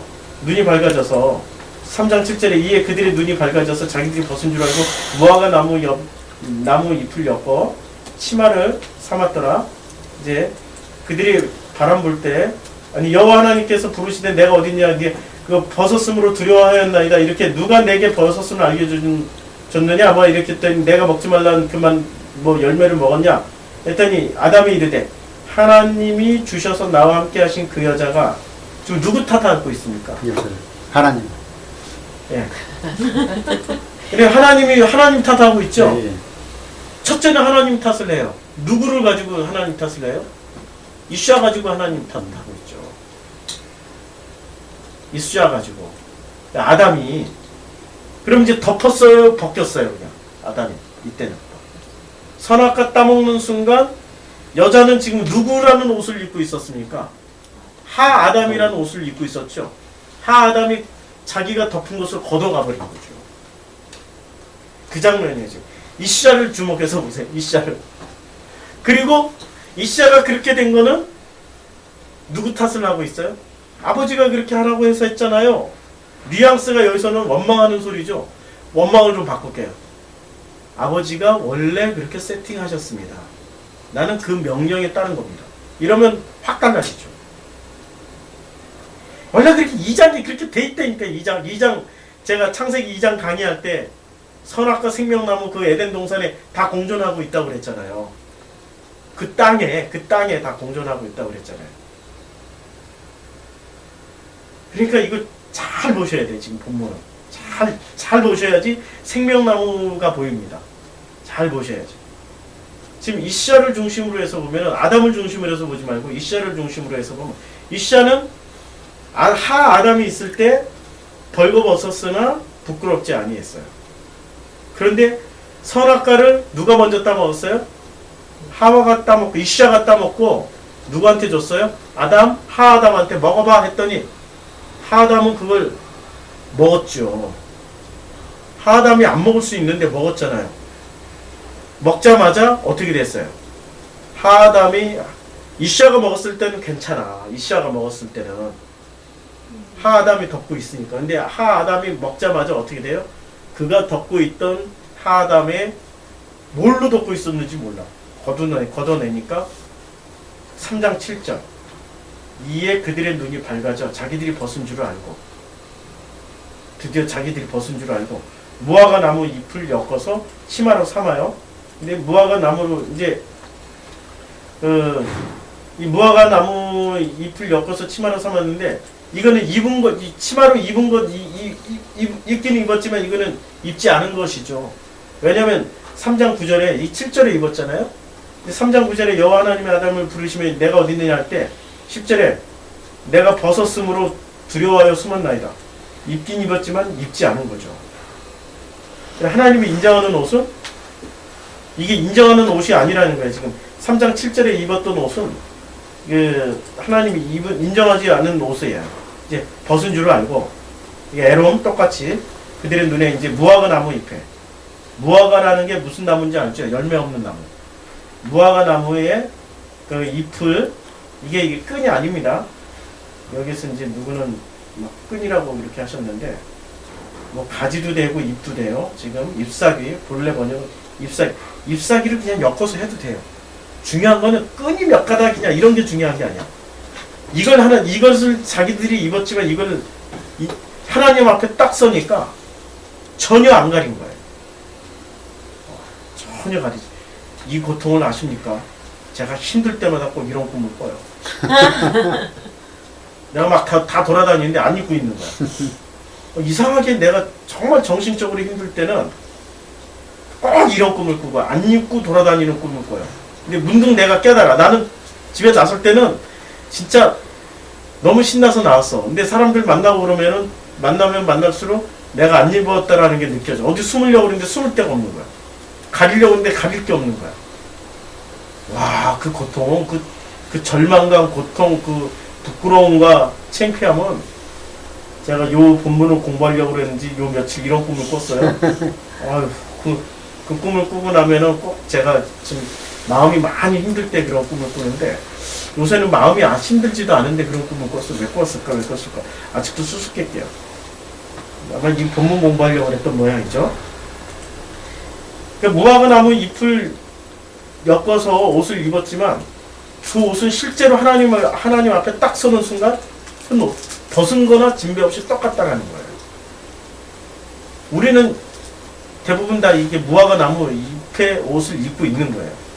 그러니까 반드시 하나님 앞에 서려면은 옷을 입고 있어야 돼. 옷을 안 입으면 이렇게 피해요. 숨어요. 하나님에 숨게 되고 피하게 되는 거죠. 자, 그리고 하나님이 인정하는 옷은 두 개밖에 없어요. 그게 속옷과 겉옷이에요. 속옷과 겉옷이 속옷과 겉옷 딱 두 개밖에 없어요. 그런데 이에 그들이 눈이 밝아져요. 자, 이제 이 과정을 잘 생각해야 돼요. 이에 그들의 눈이 밝아져서 자기들이 벗은 줄을 알고 무화과 나무 잎을 엮고 치마로 삼았더라. 눈이 밝아져요. 그러니까 처음에는 이들이 눈이 안 밝아서 못 봤나요? 선악과 따먹기 전에는 둘이 덮고 있었잖아요. 그런데 서로 못 보고 있었어요. 우리가 이런 얘기를 많이 하죠. 지금 6이잖아요. 영안이 띄어지면은 우리가 이게 안 보이는 것들이 막 보인다고 그러잖아요. 영계의 것들이 보인다고 그러잖아요. 그러니까 그걸 영안이라고 그러잖아요. 선악과 따먹기 전에는 이제 기계적으로 한번 생각을 해봅시다. 기계적으로. 선악과 따먹기 전에는 그들이 영이었어요. 육안이 안 띄어 있었어. 맞죠? 그러니까 선악과를 따먹기 전에는 그냥 영체들이었어요. 영안으로만 보고 있었어요. 육안으로 안 보고 있었어요. 선악과 딱 따먹는 순간 뭐로 보기 시작한 겁니까? 육안으로 본 거라니까? 역순으로 얘기하면? 우리가 전부 이제 육이잖아요? 영안이 딱 뜨이는 순간 어떤 일이 벌어질 것 같아요? 종교적 영안이에요. 이게 복음의 영안이 아니고 여기서 말하는 거 오해 없으시기를. 종교적 그 영안입니다. 종교에서 말하는 그런 사람이 있었다고 그러더라고요. 제가 이제 어느 수도원이라고 그러면 또 다 찾아간다. 그래서 어느 수도원이라고 얘기 안 하고 그 수도사가 1년인가를 나무 위에다가 큰 나무에 요 가지 옆으로 뻗은 가지에 자리를 잡고 이렇게 가부좌 틀고 앉았어요. 1년 12달 꼼짝 않고 거기서 이렇게 그 기도만 했대요. 가부좌 튼 자세로 1년 12달을. 비 오면 비 맞고 눈 오면 눈 맞고 밤중에는 모기 뜯기고 낮에는 땡볕에서 1년 12달을 있었대요. 근데 사람이 사람 같지 않죠? 아주 그 사람 형체를 알아볼 수 없는 상황이 됐어요. 그게 어떻게 됐는지 불가능한 일인데 그렇게 했대요. 하긴 뭐 인도에 가면 그런 사람들 많잖아요. 구루들 중에는 작대기 하나 올라가가지고 꼬챙이 올라가가지고 몇 년 동안 안 내려온 사람도 있다는데 뭐. 인간의 능력은 그렇게 무한해요. 어느 권사님이 기도를 했대. 기도를 많이 하는 권사님이 서울에서 기도하던 중에 내 종이 지금 어느 나무 위에 내비게이션 찍어주더래 하나님이. 그래서 기사 재물 있는 물질 있는 권사님이라서 갔대. 기사 대동하고. 아무리 내비게이션에 가서 그 나무는 찾았는데 사람이 안 보이더래. 근데 자세히 살펴보니까 나무에 어디 바짝 말라있는 그 나무와 하나가 돼 있는 거의 나무처럼 돼 있는 뭐 사람 형체가 하나 있더래요. 기사시켜서 그 사람을 들고 내리는데 아주 가뿐하게 너무너무 가볍게 이미 1년 동안 뭐 아무것도 안 먹었으니까 내려왔대요. 그래서 자기 집에 데려가서 극빈 대접을 하고 씻기고 뭐 하고 다 했대요. 이 사람이 1년 만에 드디어 세속으로 내려와서 돌을 닦은 지 1년 만에 세속에 내려와서 그 권사님으로 말미암아 드디어 이제는 당신의 활동을 시작하는 겁니다. 당신의 활동을 시작하는데 이 사람이 다 하고 이제 세속에 드디어 다 씻고 밥도 먹고 이제 정상적으로 이제 활동을 할 그 시점에 그 권사님 집에 나가기 전에 창문에서 이렇게 내려다보고 있는데 그 사람 눈에요. 이제 1년 동안 도 닦은 사람 눈이에요. 그 사람 눈에 뭐가 보이냐면 두려워서 이 세상의 죄악과 이 시커먼 것들 막 엄청난 것들이 보이니까 두려워서 밖에를 못 나가겠습니다. 권사님 그런 말을 했대요. 역으로 육의 눈에서 영안을 떠도 두려워요. 근데 거꾸로 이게 영의 눈에서 육의 눈을 뜨니까 두려운 거예요. 육의 눈에서 영안을 뜨면 누가 무섭습니까? 사람이 무섭고 영의 눈에서 육의 눈을 뜨니까 누가 무섭습니까? 하나님이 무섭죠. 거꾸로 여기니까 이거는 그 예화를 든 거예요. 이게 이게 그 정말 예화지 이거 가지고 또 목숨 걸면 안 돼요. 지금 이에 그들이 눈이 밝아졌다라는 것은 거꾸로 눈이 밝아진 겁니다. 영에서 육의 눈을 가져버린 겁니다. 영에서 육의 눈을 가지니까 자기들이 벗은 줄 알았어요. 어떻게 해야 0에서 6의 눈이 되는 거죠? 그리스도 하다음에 그 은혜가 싹 벗겨지니까, 은혜가 싹 벗겨지니까 0에서 6의 눈이 돼버리는 겁니다. 이러면 너무 신기한 거죠. 이렇게 신비주의로 얘기한 거죠. 이게 무슨 얘기냐면, 하나님의 말씀이 속뜻으로 끊임없이 내 안에서 살아서 움직이면은 그 은혜가 옷 두 벌 다 입은 거예요. 근데 하나님의 말씀이 내 안에서 속뜻으로 읽혀지는 게 아니라 껍데기로만 읽어져요. 누구처럼? 아까 그 10부족 중에 그 아마르라고 하는 그 족속이 있었죠. 아모리 족속처럼 읽으면은 이렇게 되는 거죠. 여부스 족속처럼 그 타작마당에서 예배만 드리는 거야. 그걸 예배 드린다고. 예배만 드리면 그렇게 되는 거죠. 르바 족속처럼 그 파리시스 그 브리가스 족속처럼 끊임없이 자기 선악의 기준으로 나누기만 하면은 그렇게 되는 거죠. 가나안 족속처럼 거래만 하는 거죠. 어떻게 해서 요번 달 헌금에 땡겨가지고 어떻게 쓸까 뭐 이런 거, 어떻게 해서 우리가 성도들을 몇 명으로 신자들을 늘려가지고 배가 부응해서 이렇게 그 겉으로는 하나님께 영광 돌리고 이래서 내가 총회장 출마할까. 요러면은 그들이 눈이 밝아져요. 그들이 눈이 밝아져가지고 자기들이 벗은 줄을 알고 뭐로 가립니까? 무화과 나무 잎으로 엮어서 끊임없이 만들어요. 그 무화과 나무 잎이 뭐죠? 명예, 권세, 돈 이런 걸로 끊임없이 만들어서 덮는 거죠. 덮는 거. 그는 입었어도 입지 않은 거죠. 그래서 이 사람들에게 하나님이 어떻게 하십니까? 하나님이 3장 21절에 결국에는 그들에게 이제 옷을 입혀주십니다. 3장 21절에 그 여호와 하나님이 아담과 그의 아내를 위하여, 얘는 클릭만 하면 아담과 그의 아내를 가죽 옷을 입혀주는 캐토네트를 입혀주신 거죠. 속옷부터 입혀주셨어요. 왜냐면 속옷 위에 겉옷이지. 겉옷 입어버리면 속옷 입은지 안 입은지 모르잖아요. 그러니까 속옷부터 주신 거예요.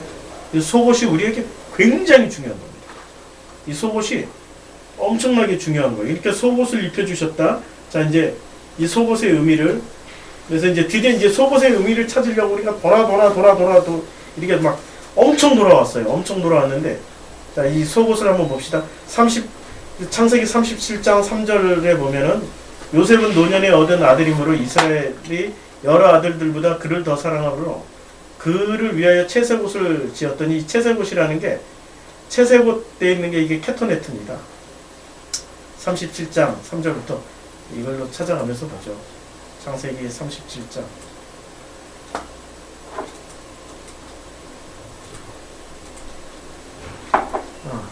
채색옷이라는 게 여기서 채색, 여기가 파스죠. 채색이라는 게 옷이 캐토네트입니다. 캐토네트를 입혀주셨어요. 자, 이제 여기에 채색옷을 입혀줬고, 그 다음에 이 옷을 어떻게 합니까? 4절에 보면은, 미워하여 형제들보다 아비가 그 사랑함을 보고, 그 형들이 보고, 어떻게 했어요? 그에게 언사하였더라. 무슨 언사가 뭐야, 이게. 그리고 위하여 그 언사가 불평하였더라. 그래가지고 어떻게 불평해서 어떻게 됐습니까? 5절에. 요셉이 꿈을 꾸고 자기 형들이 고함에 그를 더욱더 미워했어요. 그래서 이제 결론적으로 어떻게 됐습니까? 23절에 보면은, 결론적으로 이제 아주 불편했어요. 이게 채색옷을 입혀주고, 채색옷을 입혀줬다는 게 무슨 얘기입니까? 예쁜 속옷을 입혀줬다는 거죠. 캐토네트, 지금 가죽옷을 입혀준 거예요. 근데 그것을 형들이 질투한 거죠. 여기서 지금 입혀준 게 캐토네트라는 건, 지금 창세기 3장 21절에 나오는 캐토네트를 지금 요셉에게 입혀준 거예요. 그 요셉을 어떻게 합니까? 37장 23절에 요셉이 그 형들이 벗겨버렸어요. 파샤트, 벗겨버렸습니다. 그 입은 무엇을 벗겼습니까? 파스 캐토네트. 그 옷을 벗겨버렸어요. 파스 캐토네트. 그러니까 요셉이 그 이름에 그 형들이 요셉이 옷, 곧 그 입은 채색옷을 벗기고, 지금 강조했죠. 옷, 곧 그 입은 채색옷을 벗겨버렸어요. 형들이 벗겨버렸어요. 지금 아들들이 12아들이잖아요. 지금 이 12아들이 뭐죠? 12이라는 숫자가 아들의 숫자잖아요. 아들에서 아들 하나를 빼버린 거라니까. 지금 누구를 뺐어요? 지금 이 아들들이, 지금 12아들들이 언제 다 완성되죠? 지금 여기서 12명 맞는데 이 12명이 여기서 완성됩니까? 아니면 애굽에 들어가서 완성됩니까? 요셉이 빠지고 므낫세와 에브라임이 들어가면서 완성되죠. 그렇죠. 지금 여기서 완성된 게 아니에요. 이게 시점을 잘 보라고 무조건 12이라고 해서 다 완성된 아들들의 숫자가 아니에요. 지금 아들들이 재편되는 과정이에요. 재편되는 과정이고, 므낫세와 에브라임이 들어갔을 때 므낫세로 완성되고 에브라임으로 완성되고 므낫세로 죽죠. 그렇죠? 죽음으로써 완성되죠. 므낫세로 죽고 에브라임으로 완성되죠. 지금 그것을 위해서 지금 요셉이 어떻게 됩니까? 요셉이 죽임을 당하는데 그 죽임을 이제 죽음의 자리로 내몰려요. 죽음의 자리로 내몰리는데 순서가 있죠. 제일 먼저 뭐부터 합니까? 캐토네트부터 찢어버려요.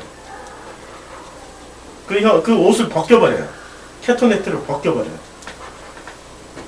캐토네트를 벗겨버리고, 그리고 31절에 캐토네트를 벗겨버리고 어떻게 되냐면 31절에 이제 그들이 요셉의 옷을 취하고, 요셉의 옷이 여기 캐토네트입니다. 안 변해요. 이게 옷이 뭐 메일이라든지 베게드라든지 여러 가지 단어가 있는데 끝까지 캐토네트.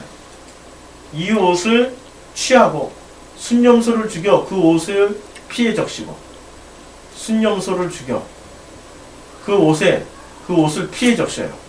그리고 그 아비에게로 가져가요. 그리고 그 채색 옷을 보여줘요. 이게 똑같죠. 파스 캐토네트죠. 똑같은 단어로 보여줘요. 이게 지금 무슨 얘기하는 거죠? 이게 창세기에 이 내용이 지금 무슨 얘기하는 겁니까? 옷을 벗기고 입히고 하는 게, 아니 이게 뭔 얘기야? 지금 그냥 하나의 역사적 사건을 얘기하는 거 아니야? 라고 생각하면은 될까요, 안 될까요? 안 되겠어. 굉장히 많은 상징이 들어가 있죠. 자, 이제 옷을 잘 이제 생각 한번 잘 해보세요. 자, 옷을 이제 이 옷은 아버지가 입혀준 거죠. 근데 아버지한테 가져갈 때는 그 옷을 벗겨서 가져갈 때는 그냥 가져간 게 아니죠. 피를 발랐죠. 피를 발라서 가져가요. 그가 입은 채색 옷을 벗기고 그의 구덩이에 던지니 구덩이는 빈 것이라. 근데 그 속에 요셉이 들어가는 그 속에는, 그 구덩이에는 뭐가 없었어요. 그리고 그들이 앉아 음식을 먹다가 눈을 들어본 즉 한 무리의 이스마엘 사람들이 길라앗에서 오는데 그 낙타들의 향품과 유약과, 이게 향품, 유약, 몰약은 이게 어디서 나오는 이게 품목입니까? 예술장자. 그렇죠. 그러네요. 그렇죠. 그래서 지금 요셉이 죽고 누구로 완성되는 거죠? 12이? 에브라임과 므낫세로 완성되는 거죠. 므낫세와 에브라임으로 완성되는 거죠. 그래서 37장 26절에 유다가 자기 형제에게 이르되 우리가 우리 동생을 죽이고 그의 피를 덮어둔 둘. 무엇이 유익할까? 이렇게 해서 이제 살려줘요. 그래서 르우벤이 이제 돌아와서, 큰형 르우벤이 돌아와서 구덩이에 이르러 본즉 거기에 요셉이 없는지라. 그리고 옷을 찢고, 옷을 찢었어요. 이 옷을 찢을 때 29절에 29절에 옷을 찢을 때 이게 무슨 옷이죠? 이럴 때 이제 봐야 돼요. 29절에 르우벤이 들어와서 옷을 찢을 때 베게드, 자기에게 덮어준 그 구원의 옷을 찢어버려요. 자, 큰형이죠. 큰형. 이제 르우벤이 지금 첫째죠. 큰형이죠. 장자죠. 장자의 그 권리를 찢어버리고, 그래서 르우벤은 족보에 나중에 들어갑니까? 안 들어가죠. 르우벤이 무슨 나중에는 어머니의 침상을 더럽혔다 뭐 이래서 그래서 빠졌다라고 하지만은 실제로 옷을 찢었어요. 못 들어갑니다. 그리고 이 르우벤과 요셉의 자리에 지금 르우벤으로 인해서 살아요. 잘 보세요. 여기서 이 스토리를 잘 이해를 해야 예수와 그리스도와의 관계를, 우리가 두 아들의 비밀을 여기서 이해를 할 수 있어요. 잘 보셔야 돼요. 자, 이제 르우벤이 돌아와 요셉이 없는지라 자기 옷을 찢어요. 그리고 아우들에게 되돌아가서 이르되 아이가 없도다 나는 어디로 갈까? 그들이 요셉의 옷을 가져다가 31절 순념소를 죽여 그 옷에 그 옷을 피해 적시고 그의 채색 옷을 보내어 그의 아버지에게로 가지고 와서 이르기를 우리가 이것을 발견하였으니 아버지 아들의 옷인가 보소서 하며 아버지가 그것을 알아보고 이르되 내 아들의 옷이라 악한 짐승이 그를 잡아먹었도다. 요셉이 분명히 찢겼도다 하고 자기 옷을 찢고 주님도 아니 이 아버지도 자기 옷을 찢어요. 34절 자기 옷을 찢는다는 그 장면이 자 아버지도 무슨 옷을 찢냐면 자기 옷을 이 심나 이제 아버지는 베개들을 찢는 게 아니에요. 심나라는 옷을 찢어요. 르우벤은 베개들을 찢었죠. 아버지는 심나라는 옷을 찢어요. 이 심나라는 단어가 그렇게 많이 안 쓰여졌어요. 심나라는 단어가 이렇게 쓰여졌는데 베개라든지 다른 옷에 비해서는 이렇게 많이 안 쓰여졌어요. 근데 이 심나라는 옷을 찢고 그리고 허리를 묶고 오래도록 그 아들을 위해서 애통을 합니다. 그래서 그의 모든 자녀가 위로하되 그가 그 위로를 받지 아니하며 이르되 내가 슬퍼하며 수월로 내려가 아들에게로 가리라 하고 그의 아버지가 그를 위하여 울었더라. 이게 지금 무슨 장면이죠? 이게 지금 그 성부 하나님, 성자 하나님, 성령 하나님의 그 관계를 지금 말씀하고 있습니다. 그리고 그리스도의 그 장자가 결국에는 요셉을 위해서 옷을 찢고 그 자리를 내어주고 그 아들의 염소 실제로 이제 아들이 지금 슈레국 요셉이 국무총리가 되기 전까지는 아버지는 지금 어떤 아들을 잃은 거예요? 아버지가 잘 생각을 해보세요.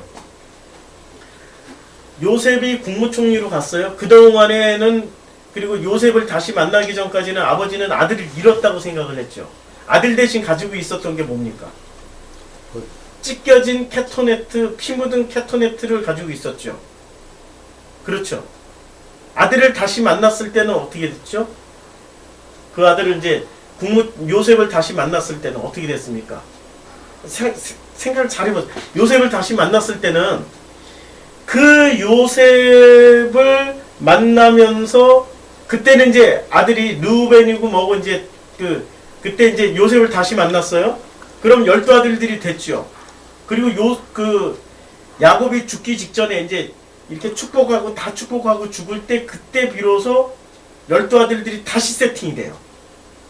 그때 에브라임과 므낫세를 아들로 세우고 요셉과 누가 빠집니까? 르우벤이 빠지고. 그러면은 그 사이에 아버지는 이제 요셉을 만나기 전까지는 요셉 대신 뭐를 아들로 생각하고 요셉이라고 생각하고 있었죠? 옷을 요셉이라고 생각했죠. 그 다음에 이제 그 요셉을 만났어요. 그 다음에 므낫세와 에브라임에게 이렇게 축복하면서부터는 누구를 아들이 이제 피 묻은 가죽옷을 피 묻은 캐토네트를 아들로 생각하고 있었고 그 다음에 요셉을 만났어요. 그리고 요셉을 만났는데 요셉의 이제 그 피 묻은 그 옷을 어떻게 했겠어요? 이게 그동안 나는 너였다라고 생각을 했다. 뭐 이렇게 그러면서 서로 위로를 받았겠죠. 그런데 그 요셉과 르우벤이 빠지면서 에브라임과 므낫세가 이렇게 축복을 해주잖아요. 거꾸로 양쪽으로 이렇게 하려고 그랬더니 요셉이 이렇게 하라고 그랬더니 아버지가 이렇게 해버렸잖아요. 그러니까 이렇게 축복을 해주면서 어떻게 했어요? 르우벤이 빠지고 요셉이 빠지는 자리에 에브라임과 므낫세가 이 가죽옷 대신에 들어간 거죠. 아버지가 가지고 있던 가죽옷 대신에 지금 르우벤과 그리스도와 예수의 자리에 지금 누가 들어갔습니까? 십자가에서 므낫세에서 죽고 에브라임으로 완성된 누가 들어가는 거죠? 우리가 들어가는 거죠. 지금 그 관계를 설명하려고 이렇게 길게 얘기를 한 겁니다. 누가 대신 들어가는 거예요? 가지고 피 묻은 옷 입고 가지고 있어 그 아버지는. 그런데 르벤이 빠지고 요셉이 빠진 자리에 이제는 이거는 실제로 아들이 아니잖아요. 손자잖아. 손자를 아들로 이렇게 인정을 안 하잖아요. 우리는 그래서 그러니까 우리는 저 관계에서 나온 아들이 아니지만 피조물이지만 그 아들들에 의해서 만들어진 아들이지만 그런 아버지가 우리를 인정해 주신다니까. 뭘?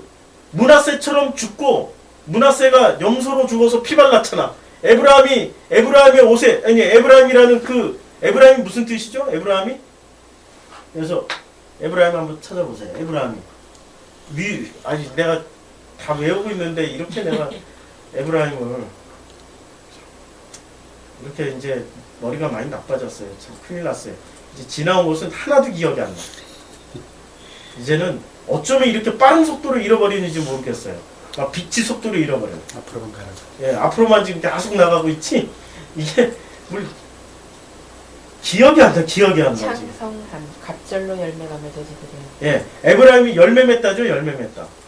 그러니까 므낫세로 죽고 염소 피 구덩이에 갇혀서 그 자식 대신해서 요셉 대신해서 죽고 그리고 아버지에게 위로가 되고 열매를 맺다는 뜻이죠. 에브라임이 열매로서 우리를 이제 살려주신 누구 자리로 들어가요? 12아들들 자리 2개를 비워놨어요. 그 아들들의 이제 그 자리를 가는 사람은 양 피 묻은 케토네트의 자리로 이제 가는 거죠. 하나는 피 묻은 케토네트고 하나는 찢겨진 베개. 르벤이 찢었잖아요. 르벤이 자기의 그 베개들을 찢어버렸잖아요. 그리고 케토네트는 피가 발라져 있잖아요. 예수는 어디 베게드가 예수입니까? 케토네트가 예수입니까? 제가 지난번에 했던 케토네트가 예수고 베게드는 그리스도죠. 우리가 예수와 그리스도의 자리로 가는 거예요.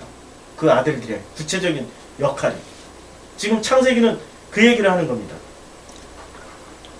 그래서 두 아들의 자리를 우리를 위해서 비워놓으신 겁니다. 이게 옷으로 말씀하시는 하나님의 은혜입니다.